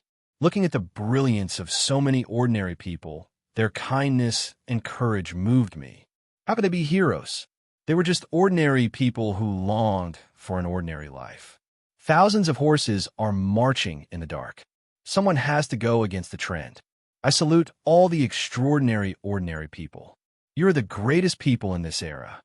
Qin Sheng finally understood the theory that traveling could make a man and a woman closer to each other. This was the first time that Qin Sheng and Song Ryu had gone on a trip, and Qin Sheng's wish was fulfilled. There was only one last hurdle left in their relationship. Qin Sheng and Song Ryu had been on a trip. When they got up in the morning, Song Ryu was held tightly in Qin Sheng's arms. His hands were placed in places that were not supposed to be. Fortunately, Qin Sheng woke up first. Otherwise, if Song Ryu had woken up first, it would have been a little embarrassing. However, Song Ryu would not say anything. After all, their relationship was like this. At most, she would be a little embarrassed. Song Ryu seemed to be sleeping soundly and had no intention of waking up. After Qin Sheng got up quietly, Song Ryu seemed to be not used to it. She curled up subconsciously, but she did not find the warm embrace and continued to sleep. Qin Sheng could not help laughing at this scene, but he also felt a little warm. When Qin Sheng came out of the shower, Song Ryu was still in bed. Qin Sheng lay in front of her and deliberately teased her with his hair. Song Ryu didn't wake up. Qin Sheng hesitated for a moment and suddenly leaned over to kiss her delicate lips. At this time, Song Ryu suddenly woke up. They looked at each other and the atmosphere froze. Song Ryu was confused and Qin Sheng was embarrassed. She didn't wake up. Why did she wake up when I kissed her secretly? What should I do? Qin Sheng felt guilty. He quickly got up and said, "Get up quickly. We will go back to Beijing soon." After saying that, Qin Sheng hurried away. Anyway, he couldn't stay here. Otherwise, both of them would be embarrassed. Song Ryu didn't come to her senses for a long time. This should be her first kiss. Her first kiss was gone just like that. She was even kissed by Qin Sheng secretly, which made her angry and annoyed, but there was nothing she could do. Thinking of all the things that had happened during this period, Song Ryu finally felt relieved. Sooner or later, she would be the daughter-in-law of the Qin family. Everything belonged to Qin Sheng. What could she do? When Song Ryu went downstairs, the breakfast was ready and the others were waiting for her. During the meal, Qin Sheng was chatting with Uncle Lin, saying that he would ask Uncle Lin and Annie Wong to come 2 days earlier so that he and Ryu could accompany them. At this time, Song Ryu deliberately pinched Qin Sheng's waist under the table. Qin Sheng grimaced in pain, but he pretended to be fine when Annie Wong asked him about it. Unexpectedly, Song Ryu had such a side to her. After breakfast, Qin Sheng set off. Lin Shi and Wang Li saw them off reluctantly. However, they would meet again after a while, and they were looking forward to it. On the plane, Song Ryu finally had some time to be alone with Qin Sheng. Everyone else was sitting in the front, while they were sitting in the back. Song Ryu sat beside Qin Sheng, supporting her chin with her hand. She glared at Qin Sheng and said, "Shouldn't you explain what happened this morning?" Qin Sheng pretended to be confused and said, "What's the matter? Explain what? Do you know that you secretly kissed me? That was my first kiss." Song Ryu was a little angry, but her words were charming. Qin Sheng was a little surprised and said, "That was your first kiss? What do you think? My first kiss was stolen by you." Song Ryu was not willing to let go. It seemed that the first kiss should be done in a romantic atmosphere. Qin Sheng thought for a moment and said, "No, that was not your first kiss." "What do you mean?" Song Ryu asked with a puzzled look. Qin Sheng said with a smile, "That was your first kiss." After saying this, Qin Sheng suddenly hugged Song Ryu and kissed her red lips again. Song Ryu was stunned again. She did not expect such a thing to happen. When she came to herself, Qin Sheng had already penetrated her. Song Ryu wanted to resist, but it was too late. In the end, she could only close her eyes. Everything happened just like that. It was supposed to happen. After the kiss, Song Ryu was too embarrassed to mention it again. She had no way to deal with Qin Sheng. She knew that when Qin Sheng was a rascal, he would be a real rascal. However, during this period of time, their relationship had unknowingly warmed up. Song Ryu had been leaning on Qin Sheng's shoulder along the way. It seemed that she enjoyed this feeling very much. She had gradually found the feeling of being in love and had adapted to the role of Qin Sheng's girlfriend and fiancée. It was afternoon when they arrived in Beijing. Qin Sheng took Song Ryu home on the way. Song Ryu had to visit the old master in the evening. It was estimated that she would have to report to the old master. Qin Sheng drove her to the gate of the housing estate and went back to the Qin family's villa. When Qin Sheng returned to the Qin family's villa, the others were waiting for him. The Qin family's living room was more like a meeting room, where people were discussing things at any time. This time, Chang Xinyi and Hao Mingyi had also arrived. After greeting Qin Sheng, they went straight to the subject. Zhao Anji and Qin Ren did not have time to ask about other things.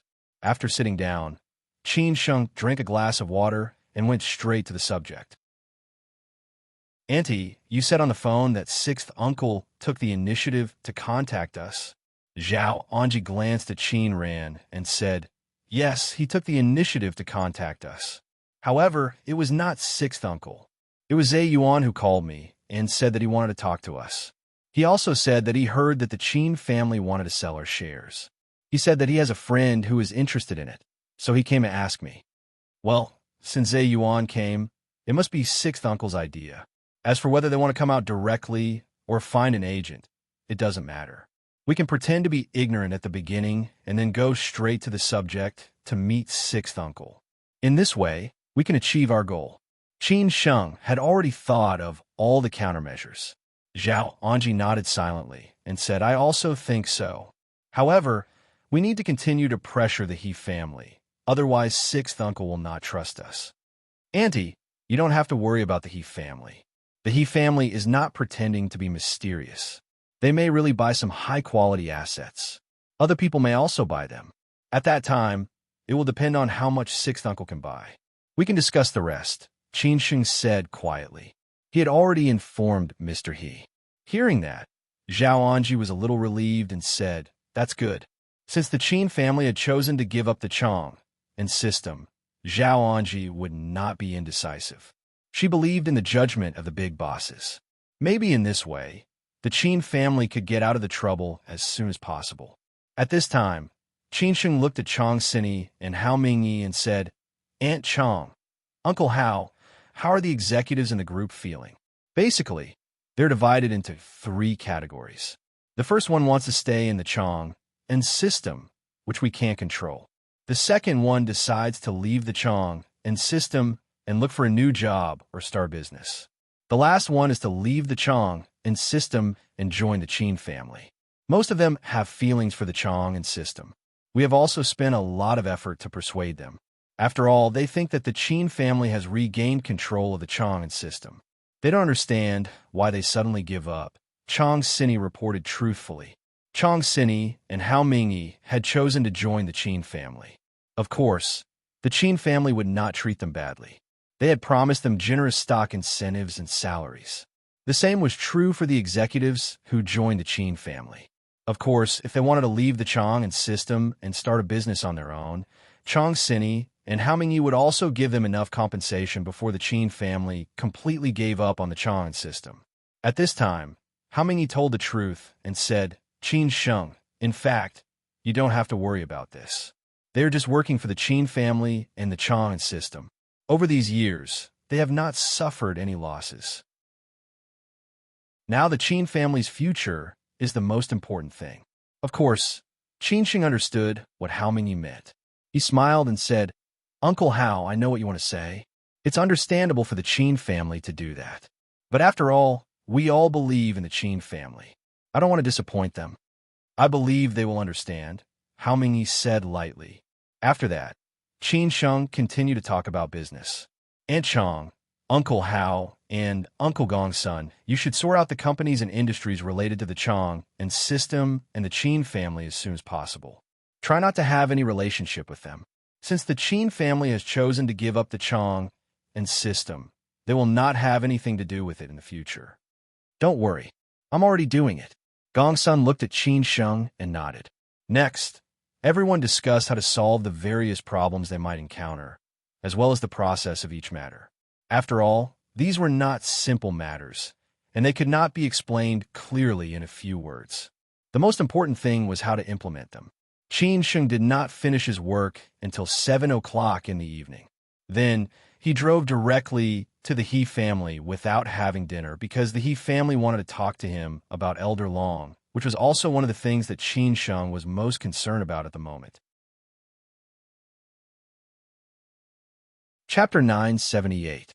For many people, time was more important than anything else. Many people died before dawn, including the Qin family. Time was of the essence now, and Qin Sheng had always thought so. The Qin family dared not waste too much time, because no one knew when the thing his uncle and uncle mentioned would happen. If the Qin family dared to draw a clear line with the Chong and family, the old man might have a better ending, and the Qin family could escape from death. If the Qin family failed to settle this matter before dawn, they could only blame themselves for being unlucky. At that time, no one could save the Qin family, and all their efforts would be in vain. However, the Qin family could not be too anxious about some things, or they would suffer double loss. Therefore, Qin Sheng had been looking for the right point. It was like a gamble, but the stakes were a little high. When Qin Sheng arrived at Old Master's place, it was already past 8 o'clock in the evening. Qin Sheng did not stand on ceremony with the He family. On the way, he asked Old Master He to prepare some dinner for him. At that time, they could chat while eating. After having breakfast at the Lin family in the morning, Qin Sheng had been on the way for the whole day, and they had been chatting after he came back. At this time, he was really starving. In the He family's dining room, there was a simple yellow rosewood table. Old Master He had asked the kitchen to prepare a sumptuous dinner, including chicken, duck, fish, vegetables, and so on. It was said that Qin Sheng liked spicy food, so most of the dishes on the table were spicy. After meeting, Old Master He did not rush to talk about business, but let Qin Sheng fill his stomach first. During this time, Qin Sheng had been to the He family many times, and Old Master He had obviously come to the light from the dark. Qin Sheng had talked with Old Master He about this matter, and Old Master He said that it did not matter even if the He family was exposed at this time. Anyway, the He family could not be of any help in other places, so they could take this opportunity to come to the light. Others did not know the relationship between the Qin family and the He family, so they could confuse the public. Nice, your chef is good at cooking. I will come here often in the future, Qin Sheng said, wiping his mouth after eating and drinking. It was really spicy. Old Master He took a sip of tea from the purple clay teapot and smiled. Our ancestral home is Hunan. If the chef can't make Sichuan and Hunan dishes, how can he? I know you like spicy food, so I specially reminded you. Qin Sheng asked with great interest. Oh, it turns out that your ancestral home is also in Hunan, Old Master. Since the end of the Qing dynasty, there had been too many tycoons in the Hunan and Hunan provinces. Their descendants followed the footsteps of their ancestors and naturally kept up with the pace of the times. That was why they could have today's status and achievements. Old Master He chuckled and said, in Suzhou City, there are quite a number of people whose ancestral home is in Lianghu. This should be known by all. However, most of them have already fallen from grace. Qin Sheng did not say anything. He just lowered his head and drank a cup of tea. These were the course of history. Let's get down to business. Don't you want to know about Elder Long? Old Master He put down the teapot and replied. Back to the main topic. Qin Sheng looked at Old Master He seriously and expectantly, wanted to see if he could get the answer he wanted from him. If Uncle Gongsun had not told him about Elder Long, Qin Sheng would not have known about his existence. What I know is that he is the person in charge of this force. This force used to be very powerful. At that time, the Qin family had a conflict with them, and that's why the Qin family ended up like that. Of course, they also paid a heavy price, and I guess many people were dissatisfied with them, so they disappeared all these years. Maybe we just didn't know about their existence. Until recently, this Elder Long suddenly reappeared. Although the He family was the guardian family of the Qin family, it was only because the He family was in crisis. But the He family itself was also very powerful. Otherwise, how could the He family do so many things for the Qin family, And how could old master he find out about this elder long? Although the He family was the guardian family of the Qin family, it was only because the He family was in crisis. But the He family itself was also very powerful. After Qin Sheng heard this, his face became very serious. Since old master he was so afraid of him, it could be seen that Elder Long was not simple. Is Elder Long really so powerful? Qin Sheng murmured to himself. Old master he did not refute. He just said calmly, not powerful but terrifying. Otherwise, how could the Qin family suffer so much that your grandfather had to take you away from Beijing? If he was not so powerful, how could Old Sixth be at his beck and call? Of course, Old Sixth family is declining now, so they have to rely on others. Even Old Sixth dares not to offend Elder Long. Qin Sheng was very surprised. Old master he thought for a moment and said, I can't say that I dare not offend him. It's just that Elder Long is involved in too many things. Now his interests coincide with Old Sixth's, so they can be together. I'm sure you've already guessed that Elder Long's target is the Qin family. As for how much of Elder Long's influence is behind this incident, I don't know, and I can't guess. However, I'm sure that he's been taking action for a long time. As for Old Six, he also wants to kill the Qin family, so they can hit it off. I think I understand.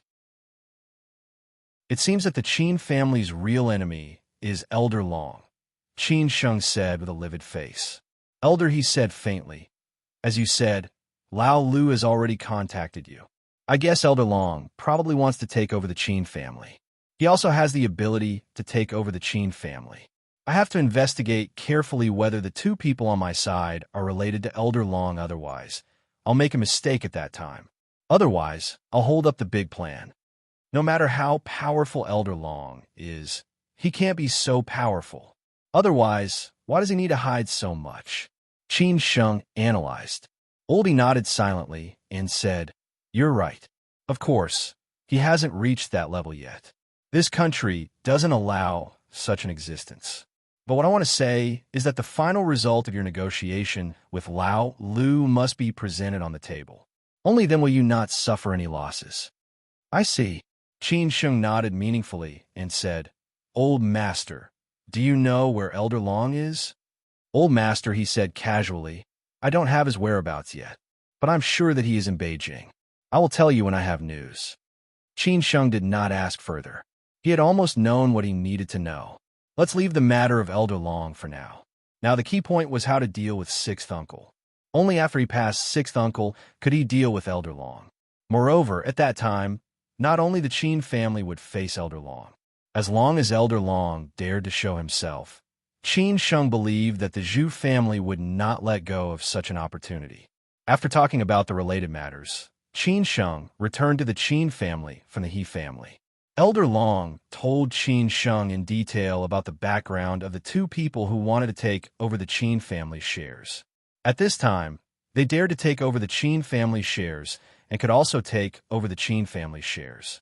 Of course, their background was not simple. What Elder Long meant was that no matter what the final result was, he had to put on a good show. Therefore, he hoped that Qin Sheng could make time to meet with the two people. However, Qin Sheng said that it was not appropriate for him to meet with them. It was better to let Zhao Anji, the aunt, do it so that it would be more convincing. Otherwise, how could the other two people believe a young man like him? Elder Long agreed with him. In the end, they agreed on a specific time. When Qin Sheng returned to the Qin family, Qin Ran was waiting for her brother, as usual. Every time her brother did not come home late at night, Qin Ran would sit in the living room and wait for him. She did this at all times, which showed how much she loved her brother. Seeing that Qin Sheng had come back, Qin Ran stood up in a hurry and asked, Have you finished your meal?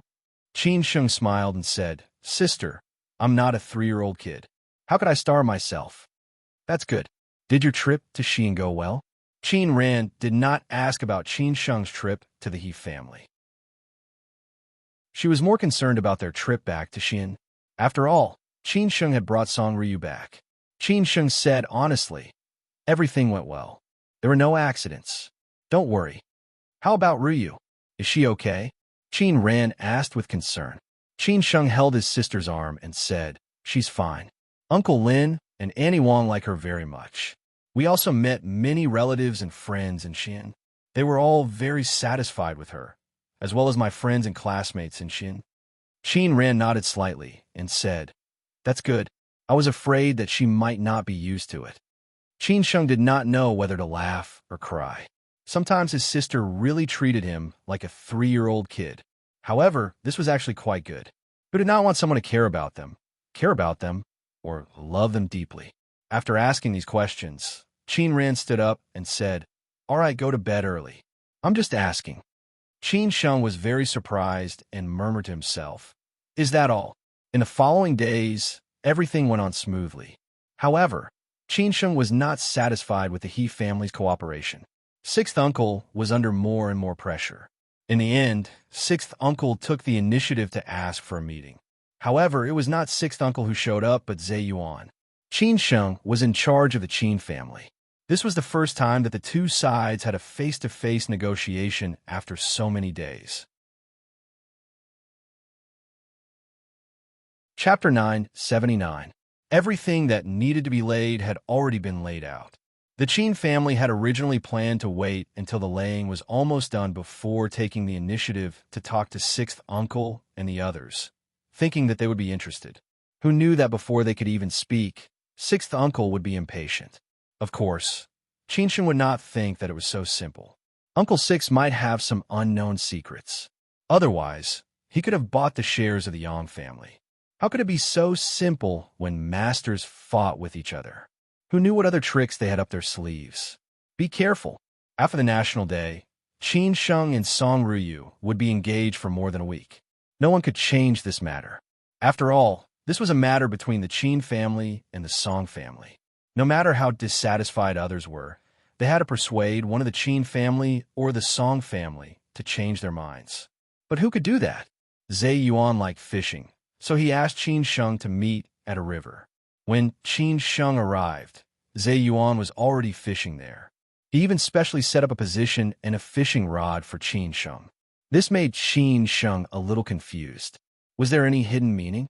After a simple check by the bodyguards, Qin Sheng walked over alone slowly. Chang Baji and the others stayed behind with Zhe Yuan's bodyguards. They kept a distance from Zhe Yuan and Qin Sheng to prevent others from knowing what they were talking about. After all, they were talking about secrets. "Uncle Zhe Yuan, I didn't expect you to like fishing. I'll give you 2 good fishing rods someday." Qin Sheng casually started a topic. Zhe Yuan turned to Qin Sheng and said, "Sit down and fish together. Anyway, we have a lot of time to fish. Let's talk slowly. I've only fished 2 or 3 times. I guess I can only accompany you to relieve your boredom." Qin Sheng sat down with a smile. In fact, he had only met Zhe Yuan a few times, but he knew a lot about him. So outsiders might think that they had known each other for a long time. Besides, Qin Sheng was negotiating with Zhe Yuan on behalf of the Qin family, not like a junior visiting an elder. It was impossible for him to be submissive and respectful. Both sides were on the same level. In this way, they could talk. Otherwise, it would not take long for them to part on bad terms. Zhe Yuan should also celebrate this. Zhe Yuan took a sip of water and said without looking back, "As long as you keep calm, there will be a big fish." Upon hearing this, Qin Sheng muttered to himself, "Is there a hidden meaning in her words?" However, he still replied with a smile, "Uncle Ziyuan is right. I will learn from Uncle Ziyuan today." The two of them were a meter apart.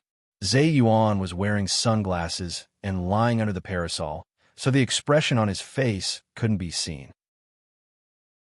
Zhe Yuan had learned a lot about the young man sitting next to him, including some of his past. He didn't dare to treat this young man as an ordinary young man. To be honest, the ability this young man had shown during this period of time had shocked them. They had thought that he was just a good-looking but useless playboy, but they didn't expect him to be able to support the Qin family. "I heard that you'll be engaged to Ruyu next week. I'd like to congratulate you here. When you get married, I'll definitely attend your wedding banquet," Zhe Yuan said lightly. He really underestimated Qin Sheng. He really didn't know how Qin Sheng had managed to win over Song Ruyu. It was said that they had a good relationship now. Song Ruyu had always been unmoved by force or persuasion. Many rich playboys had pursued her, but none of them had succeeded. How could she fall into Qin Sheng's hands in the end? If it was only because the Qin family and the Song family were old friends, Zhe Yuan would never believe it. Never underestimate your opponent. Qin Sheng smiled and said, "Thank you, Uncle Ziyuan. I will definitely invite you to my wedding banquet. Since you're going to be engaged, you have a family and a career. Your father is not here now. As your elders, we have to take care of you. I have nothing to give you, so I asked a calligraphy master in Sijio City to write the 4 characters match made in heaven for you. It will be your engagement gift," Zhe Yuan said unhurriedly. Qin Sheng was a little surprised, but he didn't want to hit a smiling person. He quickly said, "Uncle Ziyuan, this gift is a little expensive." "What's so expensive about it?" "It's just a few lousy characters. I've seen your father's collection. Just take it. Don't stand on ceremony. Don't regard me as an outsider," Zhe Yuan said indifferently. For rich people at their level, these things were really nothing. Qin Sheng and Qin Sheng didn't care at all. Qin Sheng had no choice but to say, "Thank you, Uncle Zin." Although the gift from Zhe Yuan was just a few pieces of calligraphy, it was estimated that it was written by several top masters in Beijing. Maybe it could be sold at a high price. Of course, this was just a joke. Zhe Yuan asked casually, "I heard that your family is going to sell the shares of Chong and Group in your hands recently. Why did you suddenly make such a big decision?" Qin Sheng really wanted to say, "Don't you have any idea?" But at this time, he didn't want to fall out with them. Even if he knew that the other party was an enemy, he had to be polite. "Alas, Uncle Ziyun, you also know that my father is now gone. Chong and Group is so big that we can't handle it. What's more, my family's mind is not here now. It's better to sell it in time, so that it won't rot in our hands in the future. Otherwise, big shareholders like you will scold us to death." Zhe Yuan also had to admire Qin Sheng's shamelessness. He acted with him calmly. He continued to say, "What you said is true, but if you had such awareness earlier, how many times would it have been? You wouldn't have to wait until today. Uncle Ziyuan, I also heard that you are interested in the shares of our family." After Zhe Yuan finished speaking, it was time for Qin Sheng to speak. Zhe Yuan didn't expect Qin Sheng to be so direct. He had thought of various topics and was ready to cut in. Unexpectedly, Qin Sheng came straight to the point. He could only say, "How to put it? It's not that I'm interested. After all, we are already big shareholders of Chong and Group. How can we afford to buy so many shares? It's just that a few of my friends are interested, so I came to inquire about it. After all, we have this kind of relationship, don't we?" Since Zhe Yuan didn't tell the truth, Qin Sheng could only play dumb and said, "Oh, Uncle Ziyuan, I'm a little sorry. If you had told me earlier, I could have saved some for you. But it's too late now. Our family shares have already been booked. Moreover, our family is originally doing a tearful clearance sale. There are many people in Sijio City who can buy our family shares. Moreover, 3 families came together. Now we are already discussing the specific price. I guess you also know, so I'm really sorry." Upon hearing this, Zhe Yuan felt a headache.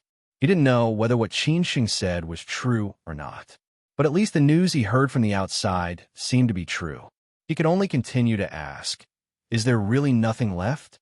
Qin Sheng said helplessly, "Uncle Ziyuan, how can I lie to you?" Zhe Yuan frowned and said, "There is no other way. The price we offer will definitely satisfy you. Anyway, you are selling your shares. Of course, we are willing to sell them at a good price." Qin Sheng thought for a while and replied, "Uncle Ziyuan, it's true. It's just that we made this decision in a hurry. Now our family doesn't have so much energy. That's why we're doing this. Both sides have come to this stage. How can we go back on our words? Otherwise, how can our Qin family be trusted in the future?" Zhe Yuan sighed and said, "Alas, if I had known this, I would have asked you earlier." This was indeed a little troublesome. The more shareholders the Chong and family had, the harder it was for them to control the Chong and family. This move of the Qin family was really fast. At this time, Qin Sheng suddenly said, "Uncle Zing, it's not that there is no other way. I'm just afraid that you won't agree." Zhe Yuan straightened up and couldn't wait to ask, "What is it?" Qin Sheng said slowly, "Uncle Ziyuan, there's one last way. That is, if you and Uncle Six want to buy our shares, we can consider selling them to you. However, there are some specific conditions. It depends on whether you can agree to it or not. If you agree to it, we can handle the rest." Oh, Zhe Yuan was surprised to hear this. He didn't expect that there would be a light at the end of the tunnel. However, everything was not as simple as he had thought. Qin Sheng said it so easily. He had to think about the problem behind it. Was it a temporary idea of the Qin family? Or had the Qin family been waiting for him here for a long time? Qin Sheng didn't press him. He just said, "Uncle Ziyuan, you can go back and discuss it with Uncle Six." Zhe Yuan frowned and asked, "What are the conditions first?" At least he knew that he could go back and discuss it with Uncle Six in the future. Qin Sheng also said, "It's not urgent. After you agree to it, we can talk about the conditions. The conditions are actually not harsh. It's very simple for you. It depends on whether you agree to it or not."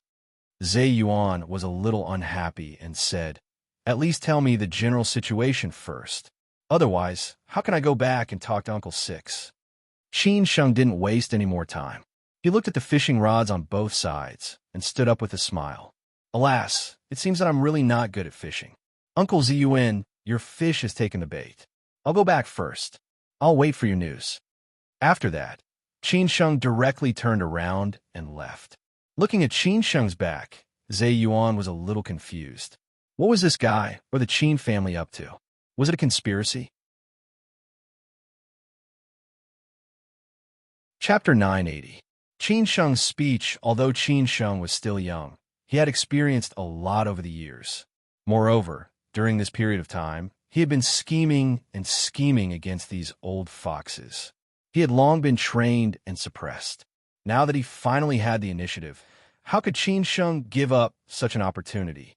After he got in the car and left, Zhe Yuan looked at the fishing rod in his hand and said disdainfully, "It's just a small fish. It's a waste of my bait. Let's wait for a big fish to take the bait." Zhe Yuan continued to fish here and was not in a hurry to leave. The autumn weather was refreshing, and fishing here was also a kind of enjoyment. Moreover, he still had to wait for Sixth Uncle to come.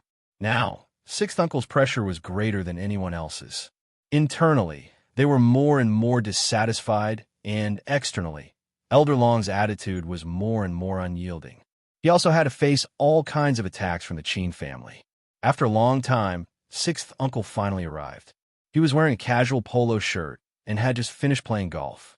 He had been living a comfortable life for thousands of years, but he still had to show his face in public.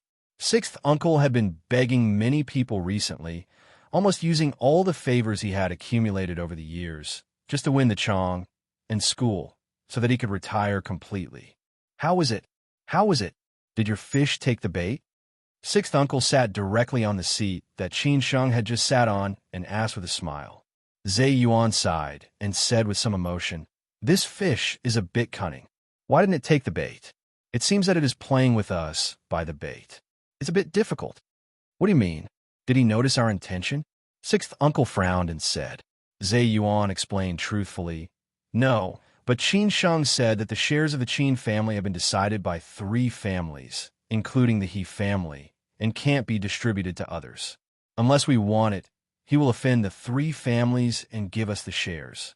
But the premise is that there is a condition. As for what the condition is, he didn't say yet.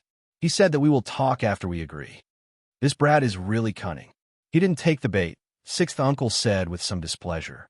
Zhe Yuan thought for a while and replied, "It's normal that he didn't take the bait. We have already made trouble for the Qin family. Why do you think the Qin family would sell the shares to us for no reason? If I were the Qin family, I wouldn't sell it to us, even if I had to sell it cheaply. Besides, if we really sold it to those 3, wouldn't we be disgusted to death?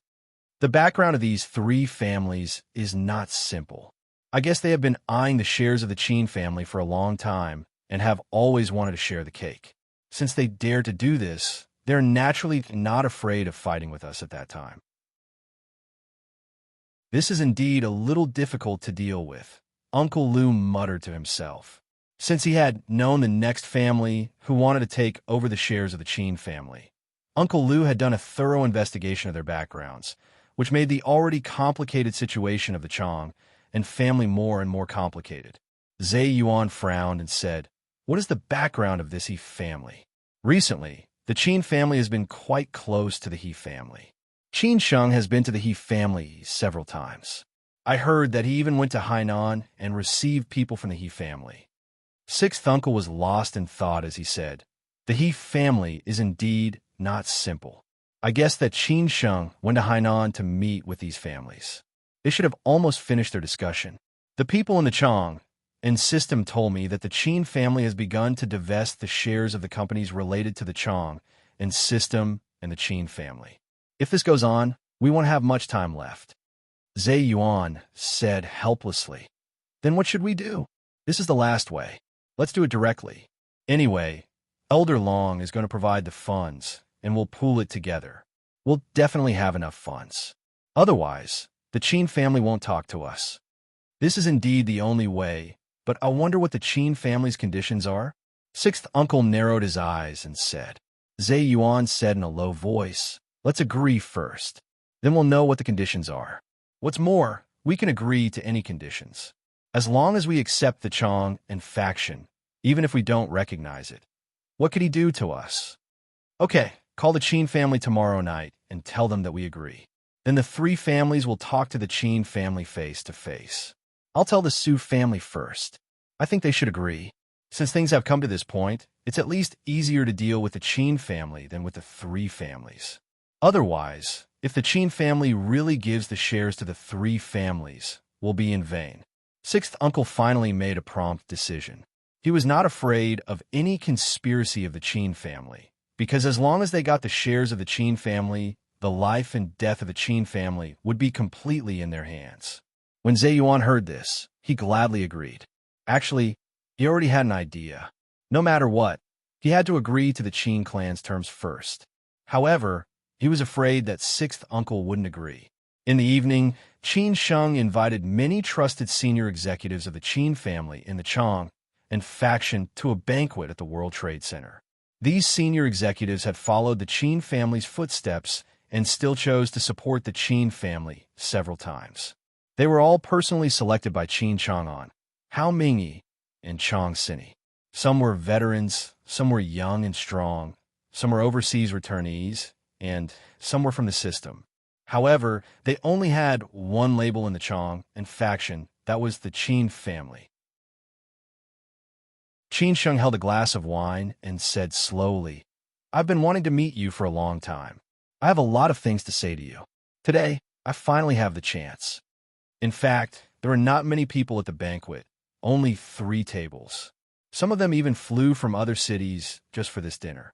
All of you should know me, but many of you may not have met me before. Today, you finally meet me, the person you have talked about countless times.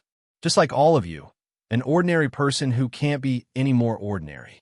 But if you hear this, you may curse me behind my back, saying that you can't compare with me. I'm the son of Qin Chang'an, the future successor of the Qin family and the future leader of the Chong and faction. I don't deny it because I can't change these things. Even if I'm not standing here, there will be another person standing here. So let's not talk nonsense tonight, Qin Sheng said with a smile. This kind of opening was very down to earth, which made everyone feel a sense of intimacy. Qin Sheng smiled and said, "I don't think so." Qin Sheng still wanted to say a lot, but he would say it slowly tonight. Because after tonight, he might not have the chance to say it, because many of them might not be in the Chong and system or the Qin family anymore. Over the years, everyone had contributed to the Qin family. The Qin family should say thank you to all of you. I was born in Beijing and grew up in Xi'an. I graduated from Fudan University. In the past, you only heard about me from others. Today, you see me in person. Let's get to know each other again. We are all friends, if you're willing to treat me as a friend. Of course, you're all my elders and seniors, including my senior brother and so on. But that's not what I want to say today. I want to say something else. Qin Sheng looked at the crowd very sincerely. All good things must come to an end, but when they met again, they could be friends, not enemies. So they parted on good terms. You must know what happened to the Qin family and the Chong and faction these days, and you know it better than anyone else. Whether it is internal or external troubles or other problems, the Chong and faction has been at a critical juncture. My father may be involved in some problems, so he is now cooperating with the investigation. But the Chang and faction needs to continue to develop. Previously, the Qin family didn't want to give up the control of the Chang and faction because it was my father who established it. No one wanted it to be taken away by others. I guess you don't want to see this result either. So we finally got the control back after many efforts. But now, the Qin family is going to let it go, not for anything else, but for a better future for the Chang and faction. This is not only the Qin family's idea, but also my father's idea. The Qin family is no longer able to lead the Chang and faction, so we have to let it go for the sake of the Qin family and the Chang and faction. If it were not for the Qin family, we would not give up the Chang and faction, so I hope you can understand. Here, I want to say thank you, not only for me, but also for the Qin family and my father. Thank you for believing in the Chang and faction and the Qin family all these years. Thank you for everything you have done for the Chang and faction and the Qin family. The Chang and faction will never forget it, nor will the Qin family. Thank you. Qin Sheng raised his head, drank up the wine in the glass, and made a deep bow. The crowd was moved by Qin Sheng's true feelings and couldn't help applauding. Then everyone drank up the wine in the glass. After finishing this glass of wine, Qin Sheng asked Wu Han to pour him another glass of wine. Wu Han was still his personal assistant. It was just that Qin Sheng did not have time to go to the Chang'an department during this period. However, Wu Han would report to him at any time about anything that happened in the Chang'an department. Qin Sheng raised his glass again and continued his speech. This should be the biggest event he had ever attended so far, because all the people present were real elites, many of whom were tycoons in their respective fields. However, Qin Sheng didn't come here to talk about ability, but something else. He continued, although the Qin family is going to leave the Chang and faction, you all have made great contributions to the Qin family and my father. The Qin family can't treat you badly, nor can we disappoint you. So I asked Aunt Chang and Uncle how to give you a few choices, no matter whether you want to leave the Chang and faction or start a new business, no matter whether you want to stay in the Chang and faction or join the Qin family. I can understand, and I'm happy for you, because everyone has their own choices. But what I want to say is that as long as the Qin family is still there, as long as the Qin family still has the ability, no matter what trouble you encounter, you can come back to the Qin family and ask for help from the Qin family. The Qin family is your family, and you're my family. I've said all that I should say. Finally, let's drink up the wine in our hands. Let's not go home until we're drunk tonight. The atmosphere gradually reached the climax under the contrast of Qin Sheng's speech. When Qin Sheng raised his glass, all the people present were applauding and cheering. There was no sadness, because that was Qin Sheng's purpose. However, when Zhao Anji and Qin Ran, who were sitting below, saw Qin Sheng's performance, they couldn't help feeling that Qin Sheng's growth was really fast. It seemed that the more hardships he went through, the stronger he would become. Now, Qin Sheng could really support the Qin family. The other people present all saw the shadow of Qin Chang'an in Qin Sheng. Based on what Qin Sheng had said tonight, they could tell that Qin Sheng would definitely have a great achievement in the future. Only by having a strong heart could one move forward bravely. Chapter 981. Steady progress without old Master Qin's careful guidance when he was a child, without following Lin Shi to various occasions when he was a child, without traveling for more than 2 years after graduation, without experiencing all kinds of hardships after returning to Shanghai, without getting to know all kinds of big shots, and witnessing all kinds of big scenes when he returned to the Qin family, Qin Sheng would not be who he was today. No one was born to be like this. Instead, they had to go through all kinds of things and become what they were. If Qin Sheng had not gone through all these and was just ordinary like most of the young people, he would not have been able to grow so fast. Most importantly, compared with most people who were confused about their goals, Qin Sheng's goal was very clear. Everyone's expectation for him was also very clear, which was to become a figure like Qin Chang'an and Old Master Qin.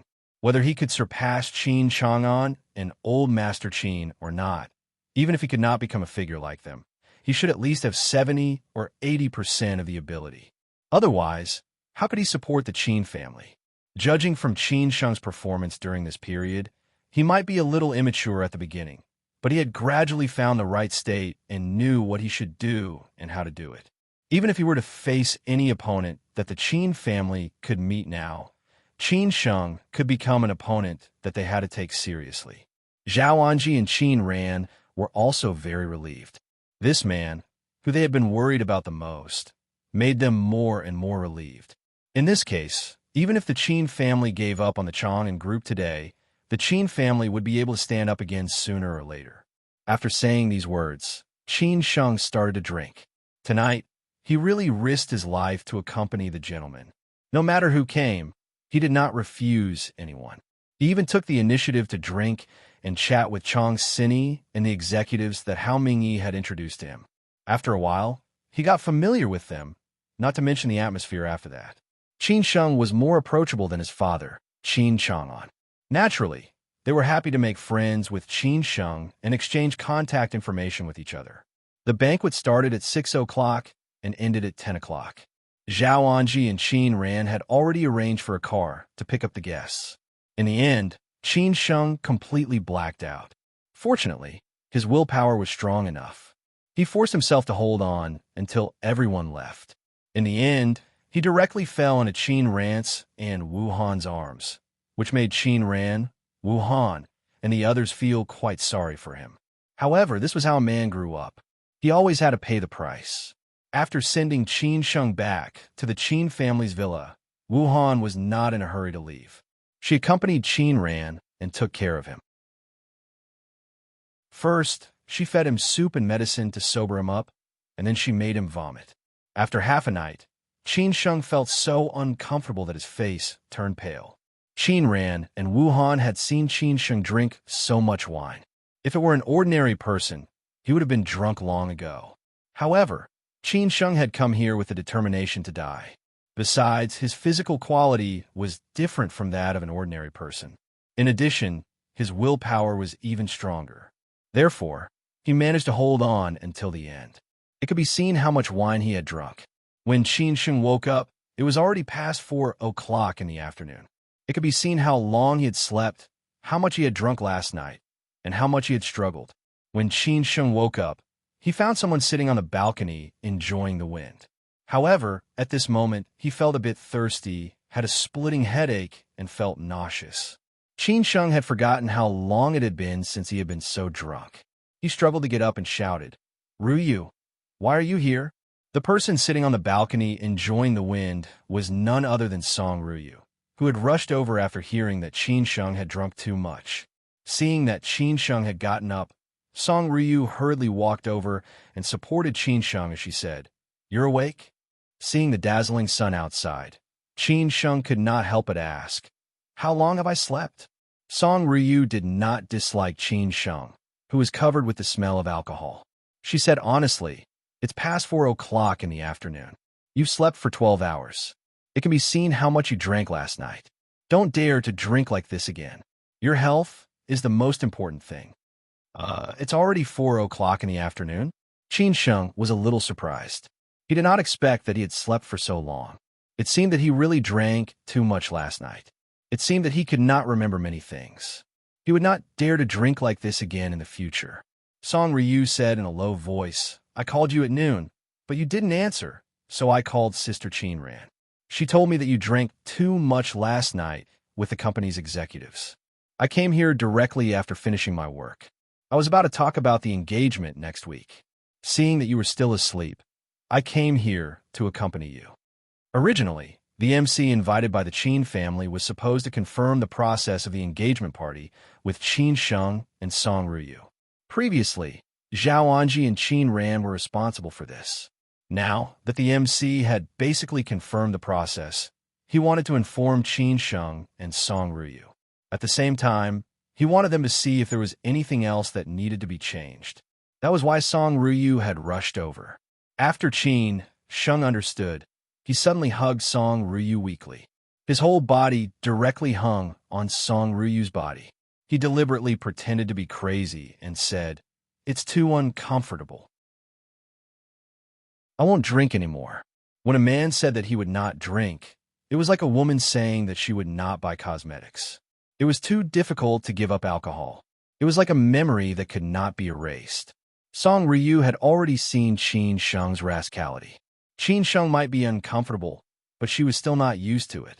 After all, she was going to be Qin Sheng's fiancée soon. She could only comfort him. Get up quickly, take a shower, and change your clothes. Then you won't feel uncomfortable. Let me rest for a while. Qin Sheng put his head on Song Ryu's shoulder. He smelled the light fragrance on Song Ryu's body and said comfortably. Seeing that Qin Sheng was so embarrassed, Song Ryu really could not push him away. She could only let him continue to be a rascal. When Qin Sheng felt that he was really a rascal, he took the initiative to let go of Song Ryu and said, "I'm going to take a shower."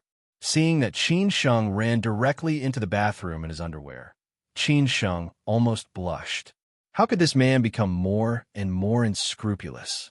But thinking about it carefully, the more unscrupulous he was, the more it showed their relationship.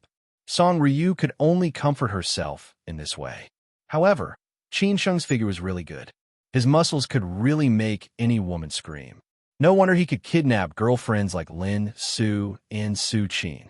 When Qin Sheng took a shower and went downstairs, Song Ryu was chatting with Zhao Anji and Qin Ran, as well as the master of ceremonies they had invited. Gong Sun was in charge of the logistics. Qin Sheng was completely the boss. After greeting everyone, he went to the dining room for dinner. The kitchen knew that Qin Sheng had drunk too much last night, so they prepared porridge and soup to warm the stomach, as well as some light dishes and staple foods. While eating, Qin Sheng listened to the women in the living room talking about the engagement. It seemed that Song Ryu had naturally integrated into the atmosphere of the Qin family. Perhaps the Qin family and the Song family had been friends for generations and had been very familiar with each other since childhood, so there was no such estrangement between them. Moreover, the level of the Qin family and the Song family was similar, so it was difficult for others to integrate into the Qin family. After dinner, Qin Sheng walked to the living room. Qin Ran asked with concern, "Are you feeling better? Have you recovered?" "Much better. I'm fine now. Sister, don't worry about me," Qin Sheng said casually. Qin Ran was relieved and said, "That's good." Zhao Anji ordered, "Since you are fine now, come and listen to the engagement. There is only 1 week left. You still don't know anything." Qin Sheng was most afraid of listening to these things. He directly stood up and walked out, saying, "Auntie, you can decide these things. Later, let Ryu or my sister tell me. I will listen to your arrangement. You take your time to talk. I will go out to get some fresh air." Before Zhao Anji could react, Qin Sheng had directly thrown him out of the villa. On the lawn outside the villa, Qin Sheng strolled for a while and saw Chong Baji and Brother Wu coming over. Chong Baji and Brother Wu were Qin Sheng's left and right hands now. Qin Sheng needed them to handle almost everything. Chong Baji reported, "Hao Lei has arrived in Beijing today. You drank too much last night, so we arranged for him to stay and have a rest first." Hao Lei had recovered well. Qin Sheng and he had discussed it a long time ago and decided to come to Beijing after the National Day. Hao Lei finally came. Qin Sheng rubbed his head and said, "I won't hold a welcome dinner for him today. You can accompany him tonight. I will see him tomorrow." Qin Sheng did not want to go anywhere in his current condition. Moreover, Song Ryu was still at home today. Moreover, he and Hao Lei were old acquaintances, so there was no need to be so polite. Qin Sheng casually asked, "How are things in Dalian and Shenzhen?" Chong Baji said honestly, "Mr. Gongsun has been monitoring them. There are no big changes, but I heard that 6th uncle's people have withdrawn." As expected, Qin Sheng muttered to himself, "But you should be prepared. When the things in Chong and are over, you will set off again. This time, you must teach them a lesson." Chong Baji and Brother Wu nodded silently. They knew that the two people in Dalian and Shenzhen were now the Qin family's biggest problems. However, the Qin family could only completely integrate the Qin family after finishing the things in Chong. At that time, the crisis in the Qin family would be over, and only Qin Chang'an would be left. In the evening, Song Ryu had dinner at the Qin family. Although Qin Sheng did not want to hear it, Zhao Anji and Qin Ran still told him about the engagement. After hearing it, Qin Sheng thought it was good. After all, it was his aunt and sister who were responsible for it. How could he not feel at ease?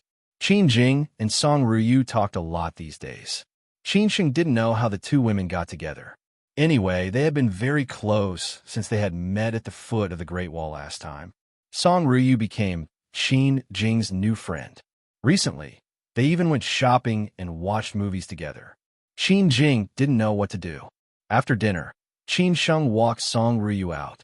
Originally, Qin Sheng wanted to walk her home, but Song Ruyu only let him walk her to the door. She said that she could go back by herself and asked Qin Sheng to go back and rest early. Qin Sheng could only ask someone else to walk her home. When Qin Sheng returned to the living room, Zhao Anji hurried downstairs and looked at Qin Sheng seriously. Ziyuan called. They agreed and asked us to find time to talk.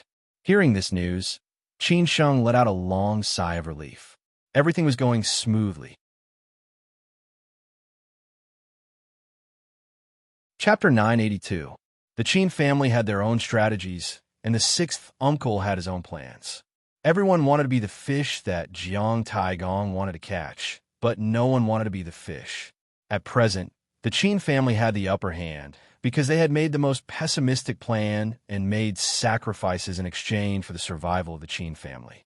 However, the sixth uncle was still thinking about benefits. He was still unwilling to give up the Chong and system or the Qin family. Maybe it was because of Elder Long behind the sixth uncle. Even if the sixth uncle wanted to do that, Elder Long would not agree.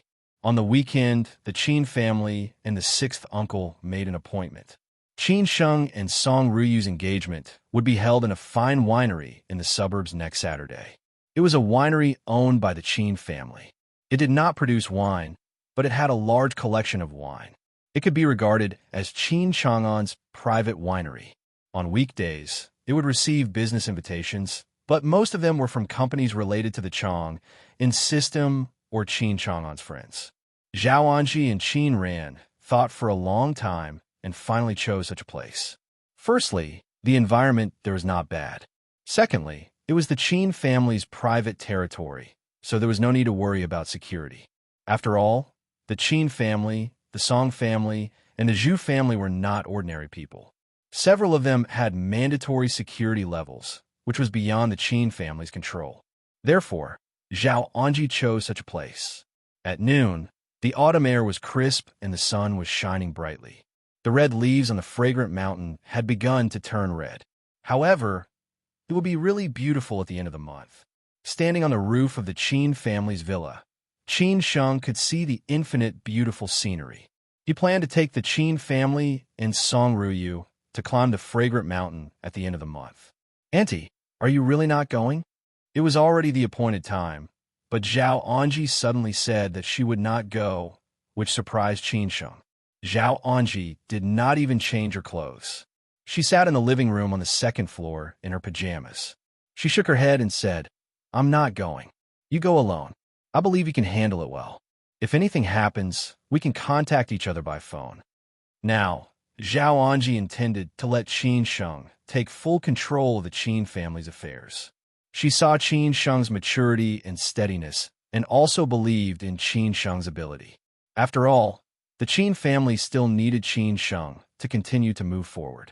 Therefore, she could let Qin Sheng take charge of these things. She had no worries about Qin Sheng. Qin Ran said lightly, Qin Sheng, since Annie doesn't want to go, you can go. It's not a big deal. Qin Sheng had to agree. He smiled and nodded. Okay, Annie, have a good rest at home. Wait for me to come back.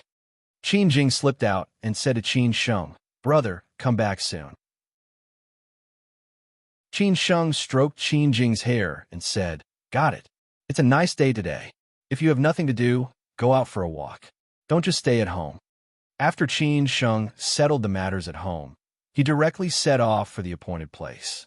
This should be the first time for him to face sixth uncle and the rest alone.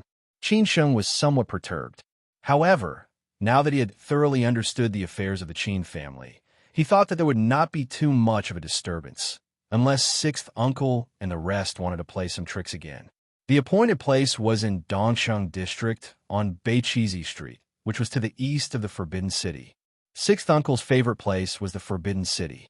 Almost every month, he would go there for a stroll. Qin Sheng could understand why he had chosen such a place. It did not matter to him where they were going, as long as it was in Beijing. This was a tea house full of the fragrance of books. Today, it had been completely booked by Sixth Uncle. Inside were all Sixth Uncle's people. The big boss knew that a big shot had come, so he had already ordered the waiters to serve him respectfully. Sixth Uncle sat in the largest box with Ziyuan and the eldest son of the Su family, facing the Forbidden City. No wonder the business of this tea house was so good. It was hard to book a table. At this time, Sixth Uncle was drinking tea. The three of them were drinking the superior Longjing tea. Sixth Uncle brought the tea himself. How could the tea outside be as good as his treasured tea? The Qin clan sure is arrogant. We're already half a young man. Why haven't they arrived yet? The eldest son of the Su family said unhappily. Zhe Yuan tasted the fragrant Longjing tea and shook his head. Brother Su, don't be anxious. They will come sooner or later. No matter what, we have to be polite today. As long as we can talk about this matter, we can have a good rest for a while. After going through so much trouble, we have been waiting for today. You are right. But will the Qin family really transfer the shares to us? Why don't I believe it? The eldest son of the Su family said doubtfully. If it were not for this matter, he would not have come here. Sixth Uncle put down his teacup and chuckled. Whether it is true or not, we will know after we talk. It is too early to say anything now. When the cup of tea was about to be finished, Qin Sheng finally arrived late. Sixth Uncle's trusted subordinate had already informed the Qin family that the Qin family had arrived. He directly let Qin Sheng walk in the box, while the others were all stopped outside. Qin Sheng looked back and said nothing. He directly asked everyone to wait outside. After Qin Sheng entered the box, he saw Sixth Uncle, Ziyuan, and the eldest son of the Su family sitting there. He did not expect that everyone would come today. It seemed that Sixth Uncle attached great importance to this matter. Qin Sheng smiled and greeted them. Uncles, I'm sorry to have kept you waiting. Seeing that Qin Sheng came in alone, the eldest son of the Su family frowned and said, Only you? Qin Sheng replied honestly, Uncle Su, only me. What's wrong? Is there a problem? The Qin family must be fooling us. Only you came here. What else is there to talk about? Can you make decisions for the Qin family? The eldest son of the Su family had thought that Zhao Anji would come, but Qin Sheng came alone. He was somewhat annoyed, thinking that the Qin family did not take this matter seriously at all. Sixth Uncle and Ziyuan had seen Qin Sheng's ability, so they did not look down on him. Ziyuan said casually, Brother Su, don't worry. Uncle Su, can I do it? My father is not here now. I have the final say in the Qin family. You can talk about anything you want, but if you're really worried or have other ideas, I will leave. Qin Sheng said indifferently. Anyway, he was in charge today. He did not believe that Qin Sheng would let him do it. Ziyuan continued to be a good person and said, Qin Sheng, Brother Su did not mean that. I know you have the final say in the Qin family. Let's sit down and talk slowly. Sit down, Sixth Uncle said calmly. He had the highest status and seniority here. Others also followed his lead. Since he had said so, others could not say anything. Qin Sheng also found a seat casually and sat down. After Qin Sheng sat down, he naturally poured himself a cup of tea. He did not wait for others to greet him. After all, they were all big shots, and he was the only junior. After pouring the tea, Qin Sheng held the teacup and looked out of the window at the Forbidden City. He could not help but sigh. What a good place. It seems that I have been back in Beijing for so long, but I have not been to the Forbidden City yet. I should find time to go there and have a look. Sixth Uncle looked at the other two thoughtfully. Was Qin Sheng deliberately mystifying things or pretending to be mysterious? Master Lu, you did not ask me to come here just to see the scenery, did you? Qin Sheng withdrew his gaze and looked at the crowd. He did not have any stage fright at all. Today, he represented the Qin family, so he naturally had to be full of confidence. Of course, Sixth Uncle did not have the time to exchange greetings with Qin Sheng. After all, they were not at the same level or the same seniority.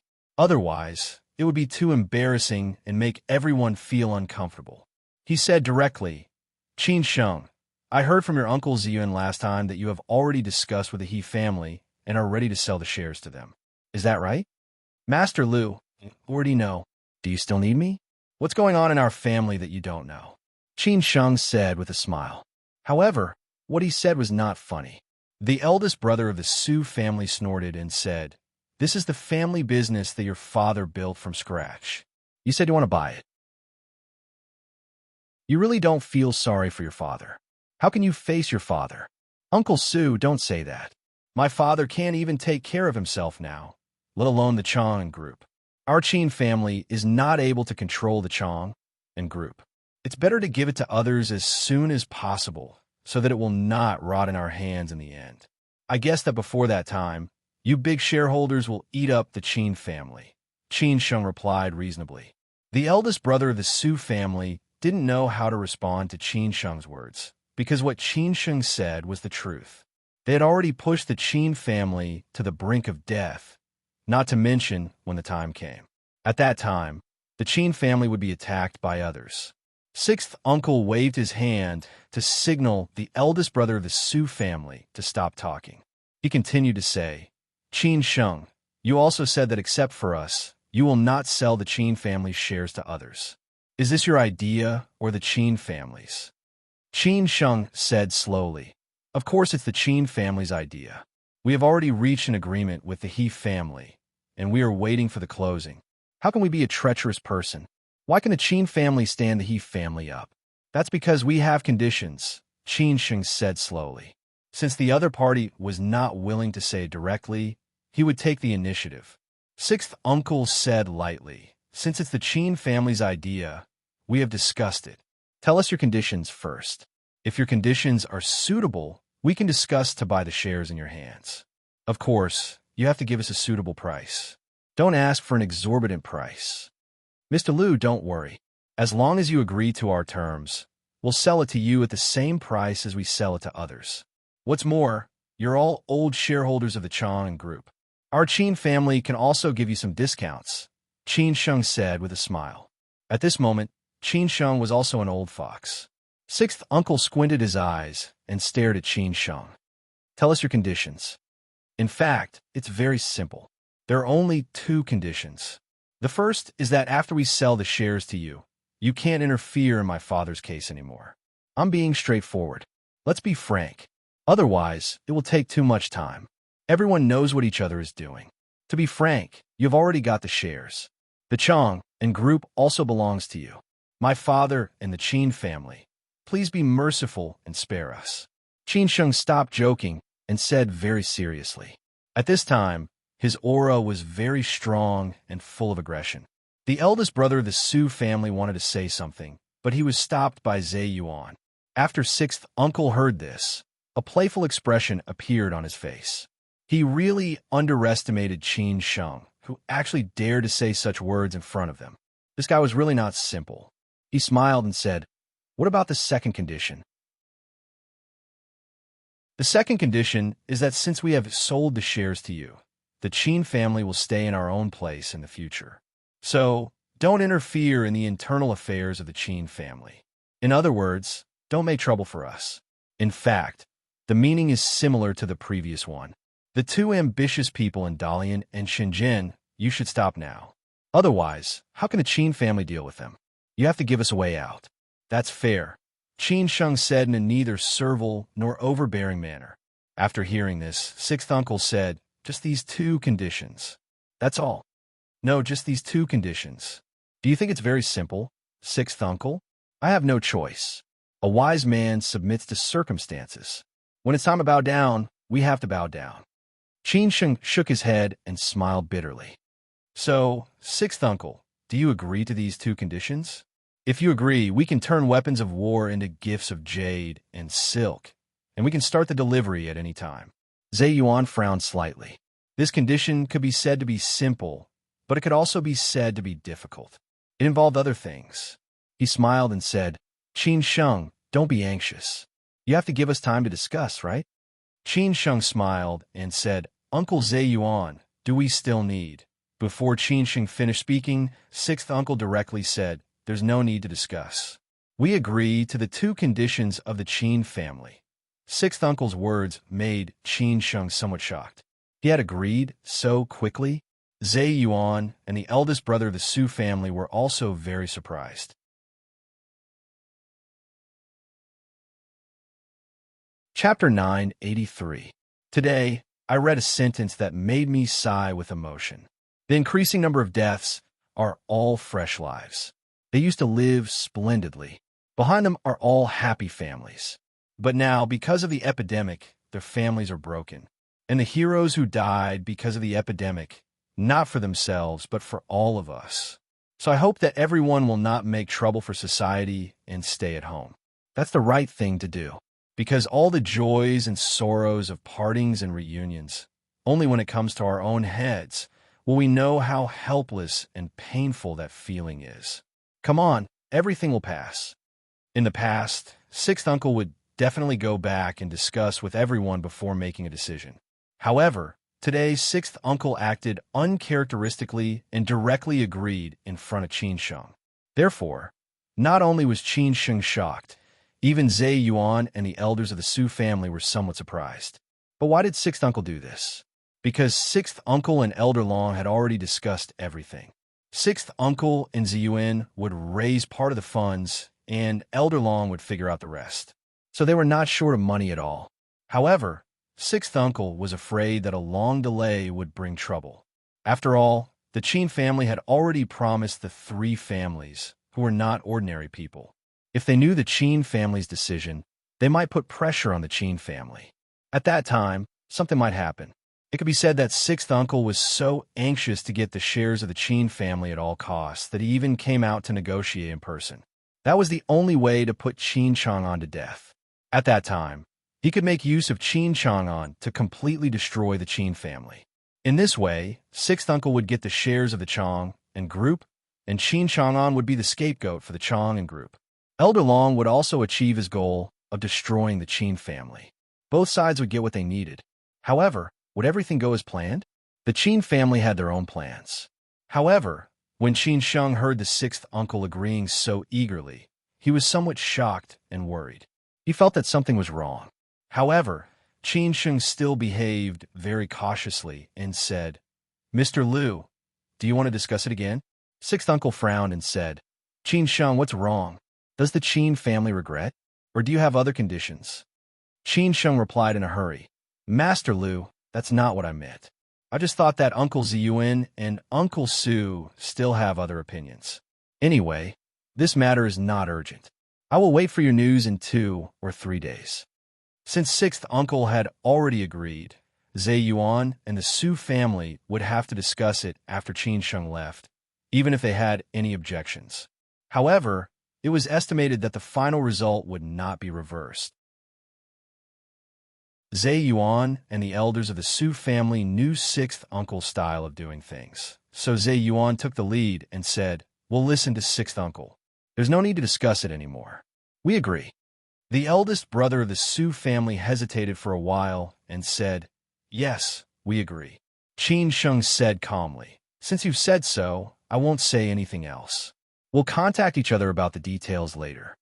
Zhe Yuan replied on behalf of the Sixth Uncle, "The Qin family can make a plan and tell us the specific price when the time comes. If we think the price is appropriate, the rest will be easy. It's nothing more than letting our subordinates run errands." Qin Sheng let out a long sigh and said, "All right, since it's settled, I'll go back first. I hope Master Liu will keep your promise. Our Qin family will be eliminated voluntarily." His stance was very clear. The Sixth Uncle waved his hand and said, "Go ahead. Don't worry." In this way, Qin Sheng left in a hurry after staying here for less than an hour. Even he did not expect that things would go so smoothly. He always felt that something was wrong, but he decided to go back and tell his aunt first. After Qin Sheng left, Zhe Yuan sighed and said, "It seems that we have entered the honeymoon period with the Qin family. After fighting for so long, we can finally take a break. During this period, everyone can have a good rest." Take a break? It's not that easy. Next, you need to raise funds. It depends on how many shares you want. As for the rest, you don't need to worry about Elder Long. During this period, at least be polite to the Qin family. At least, You need to stabilize the Qin family. The eldest brother of the Su family frowned and said, "Sixth uncle, is it over? How can it be over? Don't forget what I told you on the phone. This is just an intermission. When we get the shares of the Qin family, we will have the final say. If the Chang and system wants to pass, Qin Chang'an and the Qin family have to bear all the consequences. Otherwise, how can we end up?" The sixth uncle sneered. Zhe Yuan said thoughtfully, "The Qin family is still too naive. Do they really think that we can let them go? If Qin Chang'an were here, he would never believe us." The eldest brother of the Su family laughed and said, "Ha ha, who can blame them?" He did not expect that the final result would be like this. They drank a few cups of tea and talked about what would happen next. That was, how many shares did each family want and how much money did they need to raise? They also talked about the price that the Qin family might offer and the price that they could bear. After all, they had paid a lot of money this time. It all depended on their ability. On the way back, the sixth uncle directly called Elder Long and reported everything that had happened today. At the same time, he asked Elder Long to prepare the funds. After hearing that, Elder Long finally smiled. This time, the sixth uncle did not let him down. He finally won the most important game. As for money, he was not short of money. He could totally buy the shares of the Qin family. It was just a little trouble. However, compared to the result he wanted, it was nothing. In the Qin family's villa, Zhao Anji, Qin Ran, and Gong Sun were anxiously waiting for Qin Sheng's result. They increasingly felt that this was the most important move of the Qin family. Now, they had figured out. It might be a good thing to withdraw from the Chang and system as soon as possible. As long as the Qin family had money, they could stand up again no matter what they did. Zhao Anji was a little uneasy and said, Ran, how long has Qin Sheng been gone? He should be back soon, right?" Qin Ran looked at the time and said, "Auntie, he has been gone for 3 hours. I guess we still have to wait for a while. It is not that simple. It is not easy for Qin Sheng to face Master Lu and the others alone." Zhao Anji was a little regretful and said, "Alas, I should have gone with him today." At this time, the Qin family bodyguards quickly walked in to inform everyone that Qin Sheng was back. Zhao Anji and the others were instantly relieved. After a while, Qin Sheng came in. Zhao Anji could not wait to ask, "Qin Sheng, how is it?" Qin Sheng did not rush to answer. He just looked at everyone with a smile. Qin Ran could not help but ask, "What happened? What happened? Qin Sheng, tell us quickly." Gong Sun was also looking forward to it. Qin Sheng said slowly, "Everything went well. Master Lu and the others agreed to all our conditions on the spot. Now, let's prepare the offer." "They agreed directly? Didn't they mention their conditions?" Zhao Anji asked when she heard the result. Qin Sheng shook his head and said, "No, they agreed directly. They're already preparing the funds and asked us to make an offer as soon as possible. After discussing and thinking that there is no problem, they will prepare the acquisition plan. Finally, they will discuss a suitable plan." Qin Ran did not suspect anything and said directly, "I will inform Aunt Chang and Uncle Hao and ask them to come as soon as possible." Zhao Anji could not help but say, "I always feel that something is wrong." Qin Sheng replied, "Annie, I also feel that they agreed too easily. Something seems wrong. But since they have agreed to our conditions, let's not worry about other things. As long as we can withdraw from the Chang and system smoothly, it will be fine." Zhao Anji nodded silently and said, "Well, you are right." At this time, Qin Sheng had time to drink water and then said, "Annie, you can discuss the rest with Aunt Chang and Uncle Hao first. I have to find time to inform the He family. The other 2 families will be handed over to the He family. We owe the He family a favor again. Besides, I haven't done what I promised the He family. We can talk about it next time when I meet with Uncle Lu.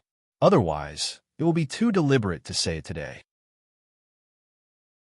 Zhao Anji chuckled and said, "Sheng, these things are not urgent. It can't be done in a day or 2. At least, it will be finished at the end of the year. The most important thing for you now is to prepare for the engagement on Saturday. This is the most important thing. Tomorrow, you and Ruyu will go to try on the engagement clothes. At that time, I will ask your sister to accompany you. "Annie, we have so many clothes. Why do we need to try on the clothes?" Qin Ran was confused. Zhao Anji said grumpily, "Those are all ordinary clothes. I'm talking about the clothes for the engagement. If I didn't think it was troublesome, I would have asked a famous designer to design the clothes for you. But when it comes to the wedding, you can't be careless, especially Ruyu's wedding dress. You must meet all her requirements. Women care about these the most. Who doesn't want a perfect wedding?" Qin Sheng had a headache. He did not expect that there were so many rules. At this time, Qin Ran echoed, "Qin Sheng, listen to us. You just need to try on the clothes. They're all finished clothes. It won't take long. I have already talked to Ruyu." "Okay, then I will listen to you." Qin Sheng had no choice but to agree. After talking about these things, Qin Sheng went to the gym to exercise.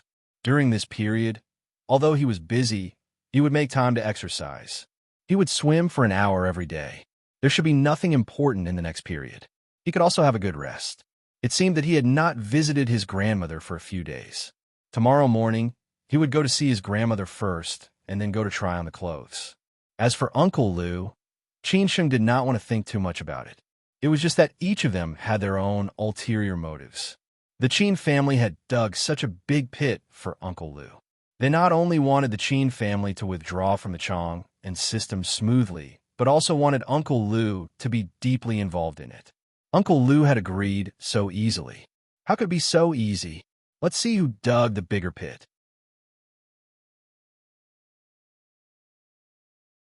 Chapter 984. Qin Sheng had settled the important matters, so he could leave the rest to the professional team. Moreover, Gong Sun would keep an eye on them. Qin Sheng didn't need to worry about anything at all. After all, his ability in this aspect still needed to be improved. As Zhao Anji said, the most important thing for him now was to get engaged. The next day, after Qin Sheng picked up Song Ruyu, he went to the hospital to visit the old lady and the old master. He had been so busy recently that he hadn't visited them for a few days. Song Ryu always held Qin Sheng's arm when he went to visit the old lady and the old master. The progress of their relationship was obvious to all, so the old lady and the old master were very happy. They chatted with Qin Sheng and Song Ryu for a long time, as if they had endless things to talk about. After all, they were relatives of different generations. If it weren't for the fact that the doctors were worried about the two old people's health, they would have chatted for a long time. When it was almost time, Qin Sheng left the hospital with Song Ryu. Qin Ran and Qin Jing were already waiting for them to try on the clothes. In fact, after the two old ladies made the decision, they were quite worried about how Qin Sheng and Song Ryu would get along. Although neither Qin Sheng nor Song Ryu refused the marriage, they didn't get together freely. This kind of family marriage was very common in Siju City, but the final result of many marriages made people sigh with emotion. That was, the relationship between the two parties seemed to be harmonious, but actually different. Some of them even slept in the same bed, but dreamed different dreams. It was nothing more than putting on a show for outsiders, and in the end, they went their separate ways. How could the two old ladies not worry about this? Qin Sheng already had a girlfriend. Now, he gave up his girlfriend for the sake of the Qin family and got together with Song Ryu. His marriage was purposeful. Although Song Ryu had agreed to his marriage, did she have any objections? Qin Sheng thought to himself. In that case, how did Qin Sheng get along with Song Ryu? Was he just fooling around? These things were not serious, but they were not trivial either. Both Qin Sheng and Song Ryu were the hearts of the Zhu family and the Song family. Of course, they wanted to see the two children be happy, rather than make do with each other. Otherwise, they would feel guilty. Now, it seemed that everything was much better than they had expected, because from the very beginning until now, they could see the progress of the relationship between the two children, because some things could not be faked, such as some subtle movements and eye contact, so they were relieved. This was a famous tailor-made gown shop in Siju City, co-founded by several well-known designers. Whether it was ordinary gowns or gowns for special occasions, this shop could meet all kinds of requirements of distinguished guests. However, this time, Qin Sheng and Song Ryu didn't order a tailor-made gown. They just came to choose a suitable gown for the engagement banquet. Relatively speaking, It was easier to choose a man's gown. There were only a few types of gowns, as long as they were suitable. Therefore, at the beginning, Qin Sheng was the first to choose a gown. The three beauties, Qin Ran, Qin Jing, and Song Ruyu, helped him choose a gown. After all, Qin Ran was a distinguished guest in their shop, and she had introduced a lot of friends to her. They had long known that Qin Ran's identity was not simple, because none of her friends were simple. Qin Sheng had thought that it would be a simple process, but he didn't know that it would be so troublesome. So far, he had tried on 6 or 7 gowns. When he came out in the 8th gown, Qin Sheng almost broke down and said, "Ladies, are you ready? Just choose any one of them. I think they are all suitable." "Brother, how can you say that? The engagement banquet is a big deal. You have to take it seriously, okay? I think this one is a little too formal and not suitable." After Qin Jing complained about Qin Sheng, she made comments about the gown Qin Sheng had chosen. Qin Ran echoed, "That's right. Qin Sheng, you should correct your attitude. Today, you don't have the final say. Anyway, it's still early. Try 2 more gowns, and we will make the final decision." Qin Sheng was speechless. He didn't dare to talk back to his sisters. After all, they were in the same family. He was the real vulnerable group. He could only look at Song Ruyu for help, hoping that she could stand up and say something. Song Ruyu covered her mouth and laughed. Song Ruyu covered her mouth and couldn't stop giggling. It was rare to see Qin Sheng being defeated. Of course, she was on Qin Ran and Qin Jing's side. She deliberately ignored Qin Sheng's gaze and looked at his clothes. Since she had seen Qin Sheng's figure, she understood why Qin Sheng was a clothes rack. With his height and body proportion, he would look good in anything he wore. After all, Qin Sheng was handsome and masculine. If he was too ugly, Song Ruyu would definitely not agree to this marriage. Even if he didn't think about himself, he had to think about his future children. At this time, the designer interrupted and said, "Actually, I think the 4th and 6th pieces are not bad. If you think this set is too formal, I'll show you some more casual ones. You can choose from them. Although Mr. Qin's body proportion is suitable for everything, we still need to keep improving." "Then I'll have to trouble you, sister," Qin Jing said directly with a smile. Qin Sheng's eyes became blank, and he directly fell on the sofa. They still had to continue. Therefore, after another half an hour, Qin Sheng finally chose the most suitable one after trying on the 3 gowns. Finally, he was done. Qin Sheng directly lay on the sofa and had a rest. Anyway, he didn't need to choose clothes for Song Ruyu. His sisters wanted him to come over when they were done choosing clothes. At that time, he must be amazed by them. Since he had nothing to do, Qin Sheng called Uncle Lin and Annie Wong and told them that he had booked plane tickets for Friday afternoon. He would ask Hao Lei to pick them up directly at the airport and let them live directly in the Qin family's house. Finally, Qin Sheng asked about Xian's situation. Anyway, she didn't answer his calls or reply to his messages. This time, this girl really hated him. After hanging up, Qin Sheng called Xian again, but still, no one answered. Maybe she saw that it was him who didn't answer on purpose. After all, Xian was close to Lin Su. Qin Sheng waited here for more than an hour and dealt with a lot of big and small matters. Qin Sheng was a little hungry after waiting for so long. He really didn't know why women were naturally interested in these things. At this time, Qin Jing ran out and said, "Brother, it's done. You can go and have a look." Qin Sheng had no choice but to stand up and follow Qin Jing. When he arrived at the door of the fitting room, he found no trace of Song Ruyu. Only his sister was standing by the curtain, and several designers and waiters were standing around. Qin Sheng frowned and asked, "Where is she?" Qin Jing walked quickly to Qin Ran's side. The two of them stood on either side of Qin Sheng. Under Qin Sheng's expectant gaze, they slowly pulled open the wide curtain of the studio. Song Ruyu was standing behind the curtain, waiting for this moment.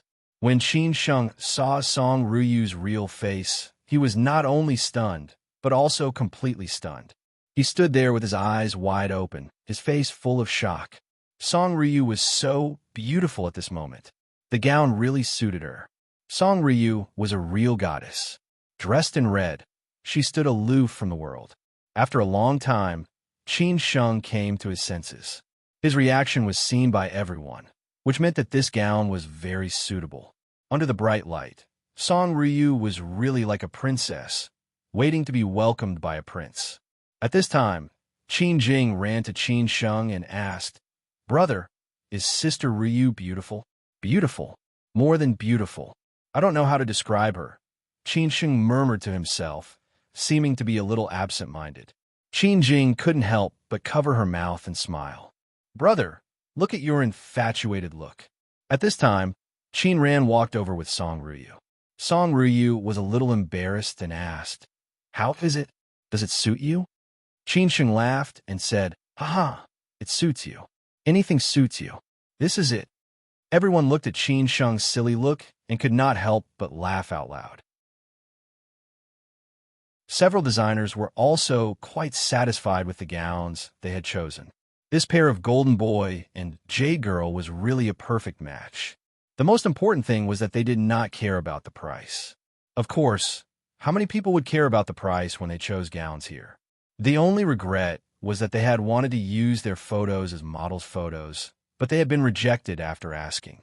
After choosing the gowns, it was already evening. Qin Sheng took his sisters and Song Ryu to dinner. They had worked hard today, so of course, he had to give them a good reward. Therefore, Qin Sheng generously said that they could eat whatever they wanted. Then the beautiful girls made a big deal out of Qin Sheng. Anyway, Qin Sheng was a big tycoon now. After dinner, Qin Sheng sent Song Ryu back. She had a regular schedule, and it would be time for her to rest soon. Of course, Qin Sheng knew that. On the way back, Qin Sheng couldn't help but feel a little emotional. Another day had passed, and it was one day closer to the engagement. He was a little expectant, a little worried, and a little guilty, because along the way, it was really too difficult to have a clear conscience.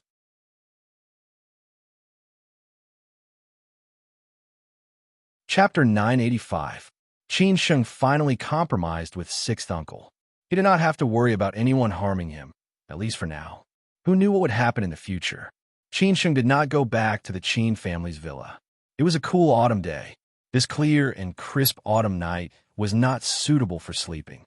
It was more suitable for drinking. During this period, everyone was exhausted. Qin Sheng should reward them. Besides, Hao Lei had not had a proper gathering with the Qin family since he returned to Beijing. Therefore, Qin Sheng asked Chang Baji to book a private room at his favorite food stall. Then he asked Chang Baji to send Hao Lei their seats. Everyone went directly to the food stall. Qin Sheng had been here many times during this period. When the stall owner saw Qin Sheng, an old acquaintance, he greeted him with a smile immediately. He handed out cigarettes and lit them up. After chatting for a while, he did not dare to disturb them.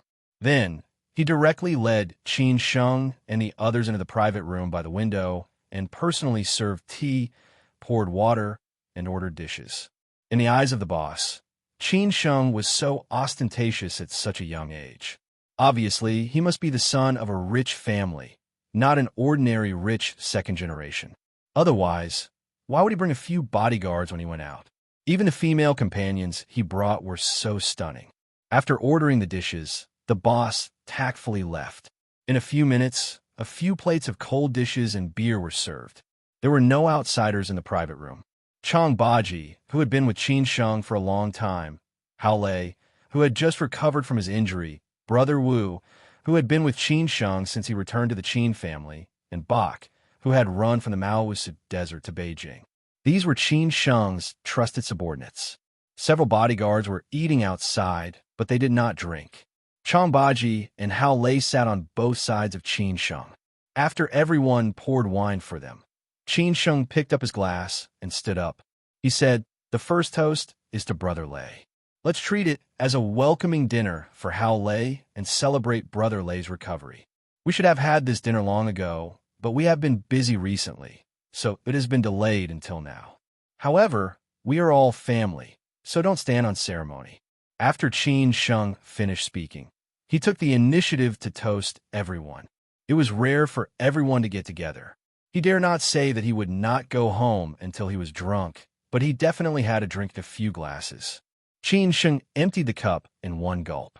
Everyone looked at each other and finished the cup with a smile. After finishing the first cup, Qin Sheng poured another cup of wine and stood up, saying, "This second cup is a toast to all of you. Many things have happened during this period of time. All of you have worked hard. I want to say a lot, but I feel that it is too pretentious. Anyway, I know what you have done. I, Qin Sheng, feel that I will not treat you unfairly. All of you are my brothers. All my words are in the wine." Everyone still did not say anything. They just listened to Qin Sheng. Although they sometimes had to work harder and take risks, Qin Sheng's life was more difficult than theirs. This was because Qin Sheng was under greater pressure. They only needed to do what they had to do, but Qin Sheng had to think about how to do it. After finishing the second glass, Qin Sheng poured himself another glass of wine and continued, "You don't have to drink the third glass of wine. I'll drink it myself. Firstly, I want to thank you. Secondly, I want to say that everything is not over yet. There may be more difficult times ahead.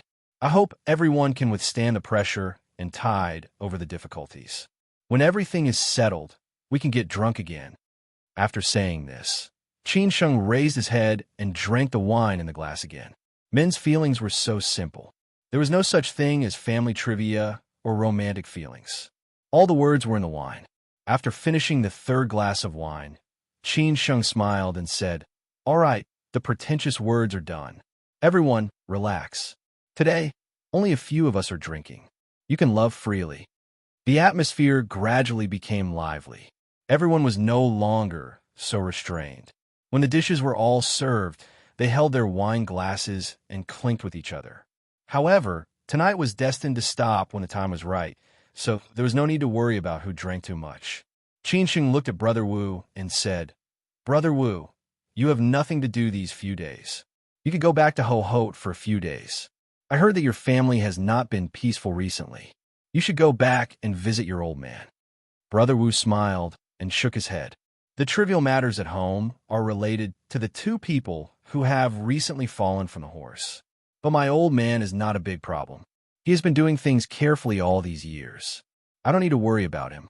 Even if I go back, I won't be of much help. Instead, I will add to the trouble. When the Qin family's matters are over, I should go back. Qin Sheng heard this and frowned. "Are you really going back? Old master is getting old. There are a lot of things to do at home. It's time for me to share the burden. As a child, it's time. Besides, it's not that I won't come back. In the future, I will definitely come to Beijing often. There will be times when I will trouble you." Brother Wu explained honestly. When he first came to the Qin family, he had a purpose. In addition to training his ability, the second was to make friends. Originally, when Master Qin got into trouble, he should have gone back. But with Qin Sheng around, he wanted to help Qin Sheng through this road before leaving. Qin Sheng thought for a moment and said, "That's right. It's time. Even if I don't go back to take over, I should accompany my parents since they are old. As for the trouble you mentioned, I can't wait for it. I hope you can go further in the future." "Thank you," Brother Wu said lightly. The two did not stand on ceremony. They picked up their wine glasses and drank. At this time, Qin Sheng looked at Ba He and said, "Ba He, what's your plan?" "Me? Before Mr. Ding comes back, I will stay at the Qin family," Ba He said honestly. Mr. Ding was the one who asked him to follow the Qin family. Anyway, he was not in a hurry to go back for a year and a half. He had not taken a good look at Beijing yet, so he would wait for Mr. Ding to come back. Sigh. Thinking of Mr. Ding, Qin Sheng let out a long sigh. After looking for so long, he still could not find Mr. Ding. He did not know where Mr. Ding was. He smiled bitterly and said, "I just don't know when Mr. Ding will come back." Bai smiled foolishly. He did not know either. But when he thought of Nangong, he felt that staying in Beijing was more interesting. Qin Sheng did not stand on ceremony with Chong Baji because he knew what Lao Chong was after. Lao Chong had helped him so much. Even if he gave Lao Chong more things, it would not be enough. But Lao Chong did not like these things. Qin Sheng also knew that he could not keep Lao Chong. If Lao Chong wanted to leave one day, Qin Sheng would not stop him. In the end, Qin Sheng looked at Hao Lei and said, "I won't ask you anymore. When the things in Beijing are done, you go back to Shanghai. Han Bing needs you more than me. I know. We've made a deal before we came here. After the Qin family's business is over, I'll go back to accompany her. Anyway, I have to thank you for meeting Hanbing.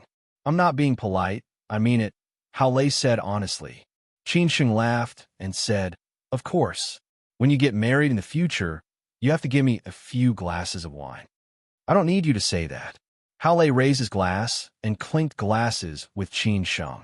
After that, Hao Lei's face changed slightly. What about you? Are you really going to marry Song Ruyu? What else? Qin Sheng laughed at himself. Hao Lei could not help but say, when I came here, I saw her. She was in a bad state. Even if you can't be together in the end, I hope you will not forget her. How can I forget her? Qin Sheng said with emotion. He did not need Hao Lei to say these words. He knew what he should do. After a pause, Qin Sheng said, when I went back to Xian a few days ago, I saw Su Qin again. I thought about many things in the past. If only I was Qin Sheng, I would not have let so many people down.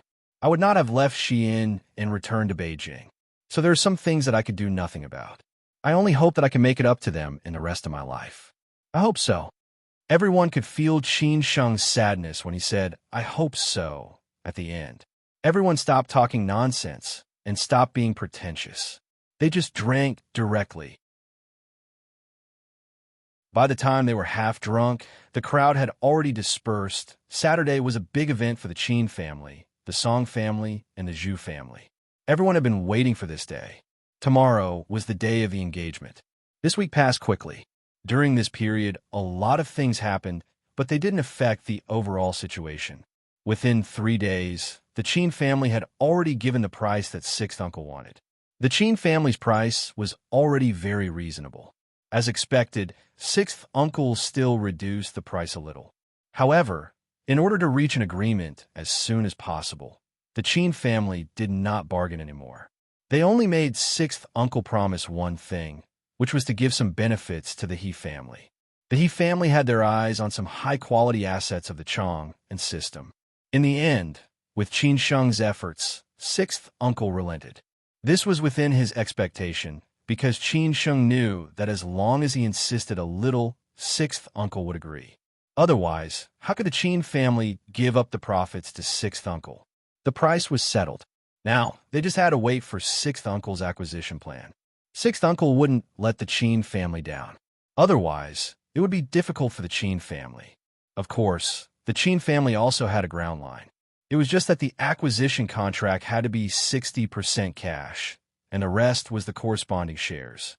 During this period, another thing happened.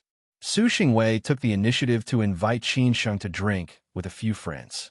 This surprised Qin Sheng a little, and he was more or less worried that it was a trap. However, the atmosphere was very harmonious this time. There was no knife and sword fight in the past. Su Xingwei first congratulated Qin Sheng and Song Ruyu on their engagement, smiled, and said a few polite words. Then he took the initiative to apologize to Qin Sheng, saying that what had happened before was a misunderstanding. After all, both sides stood on the side of the family's interests, and he hoped that Qin Sheng could understand. What else could Qin Sheng say? He could only smile and deal with Su Xingwei. Of course, he knew why Su Xingwei said that. It was because the Qin family and sixth uncle had entered the honeymoon period. Of course, the relationship between the Qin family and sixth uncle would ease, which was also to show respect to Qin Sheng. However, both sides knew each other, and they also knew that they could not be together in the end. On the night before the engagement, Lin Shi and Wang Li arrived in Beijing as scheduled. What made Qin Sheng overjoyed was that Xin Xin actually came to Beijing as well. He did not expect this, no matter how this girl treated him. When Qin Sheng heard the news, he was quite happy. Lin Su, who was far away in Shanghai, also knew about Qin Sheng's engagement. In order to avoid Lin Su's sadness, Xue Qingyan specially came to accompany Lin Su tonight.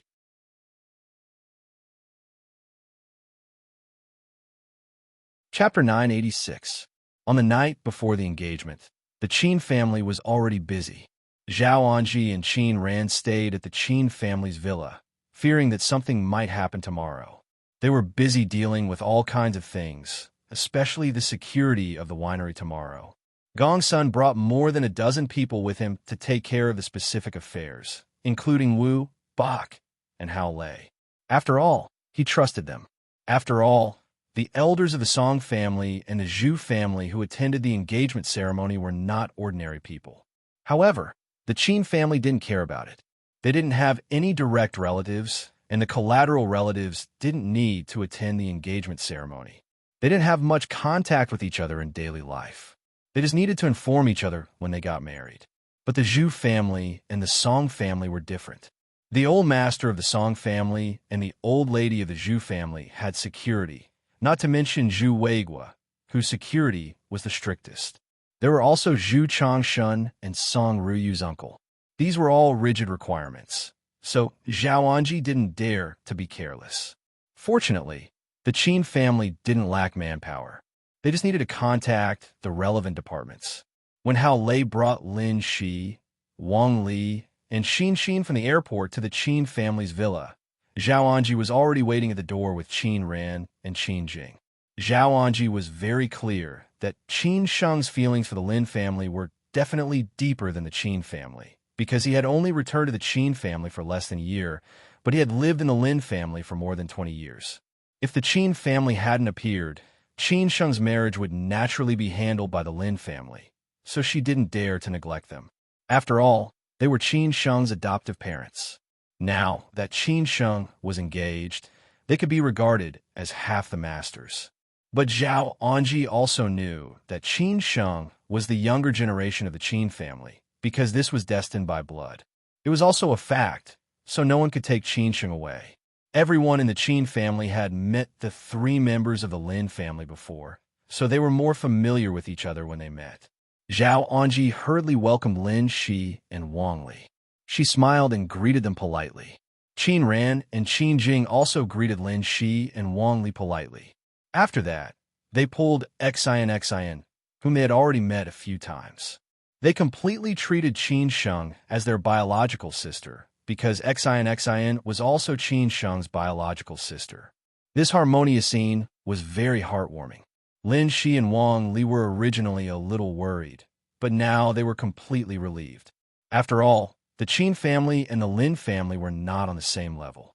After Qin Sheng greeted Uncle Lin and Annie Wang, he looked at Xian. However, Xian was busy chatting with Qin Ran and Qin Jing and did not have time to care about Qin Sheng at all. Maybe she ignored Qin Sheng on purpose. After all, Qin Sheng had abandoned Sister Lin, which made her feel somewhat disappointed.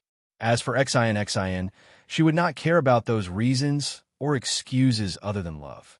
She only knew that Sister Lin Su loved Qin Sheng deeply, and Qin Sheng loved Sister Lin Su deeply too. They used to love each other so much. Why did it become like this all of a sudden? The source of everything was this disappointing brother, which was why Xin Xin was so angry. At this time, it was dinner time. Qin Sheng had already ordered the kitchen to prepare a sumptuous dinner. This was considered a family banquet on the night before the engagement. They were all Qin Sheng's closest family members. Zhao Anji greeted Lin Shi and Wang Li warmly. At the same time, she told them about the engagement. Lin Shi and Wang Li also asked some questions. After all, this was Qin Sheng's engagement. How could they not be worried? Zhao Anji was also very happy to explain to them and let them rest assured that everything was prepared. Qin Ran and Qin Jing chatted with Xin Xin. Qin Sheng wanted to interrupt a few times, but he did not have the chance. It was mainly because Xin Xin did not give him the chance. Qin Sheng could only give up. After all, Xin Xin was still angry. Qin Sheng could only chat with Nangong. After all, Nangong was Qin Chang'an's adopted daughter. Although after Qin Chang'an's accident, she deliberately avoided this kind of situation. How could Qin Sheng and Qin Ran not care about her feelings? So they called her back early. The atmosphere of the dinner was very lively. Everyone talked about a lot of interesting things, especially Lin Shi and Wang Li. This was the gossip of the people involved. Zhao Anji, Qin Ran, and Qin Jing were very interested. Even Qin Sheng himself could not remember a lot of things. After all, Qin Sheng had stayed in the Lin family for 20 years. Naturally, the Lin family knew more than anyone else what had happened to Qin Sheng. After dinner, Zhao Anji accompanied Lin Shi and Wang Li to watch TV and chat in the living room. Qin Ran continued to deal with the rest of the things. Qin Jing took Xin Xin to her room. Qin Sheng felt that this was an opportunity. He immediately ran upstairs to Xin Xin's room and said to Qin Jing, "Yaya, I have something to ask you. Go over." Oh. Qin Jing did not think much and was tricked by Qin Sheng. Of course, Xin Xin knew this was Qin Sheng's trick. She did not look up and packed her things. This time, her whole family would stay in Beijing for a few more days. At this time, Qin Sheng opened his mouth and said, "Xin Xin, are you still angry with me?" Xin Xin did not say anything. She just lowered her head and continued to pack.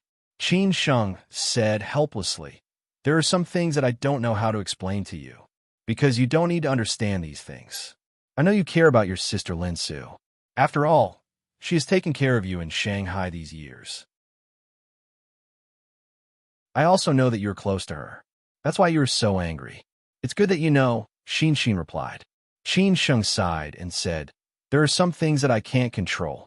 I also know that I have wronged your sister Lin Su. But have you ever thought about my situation?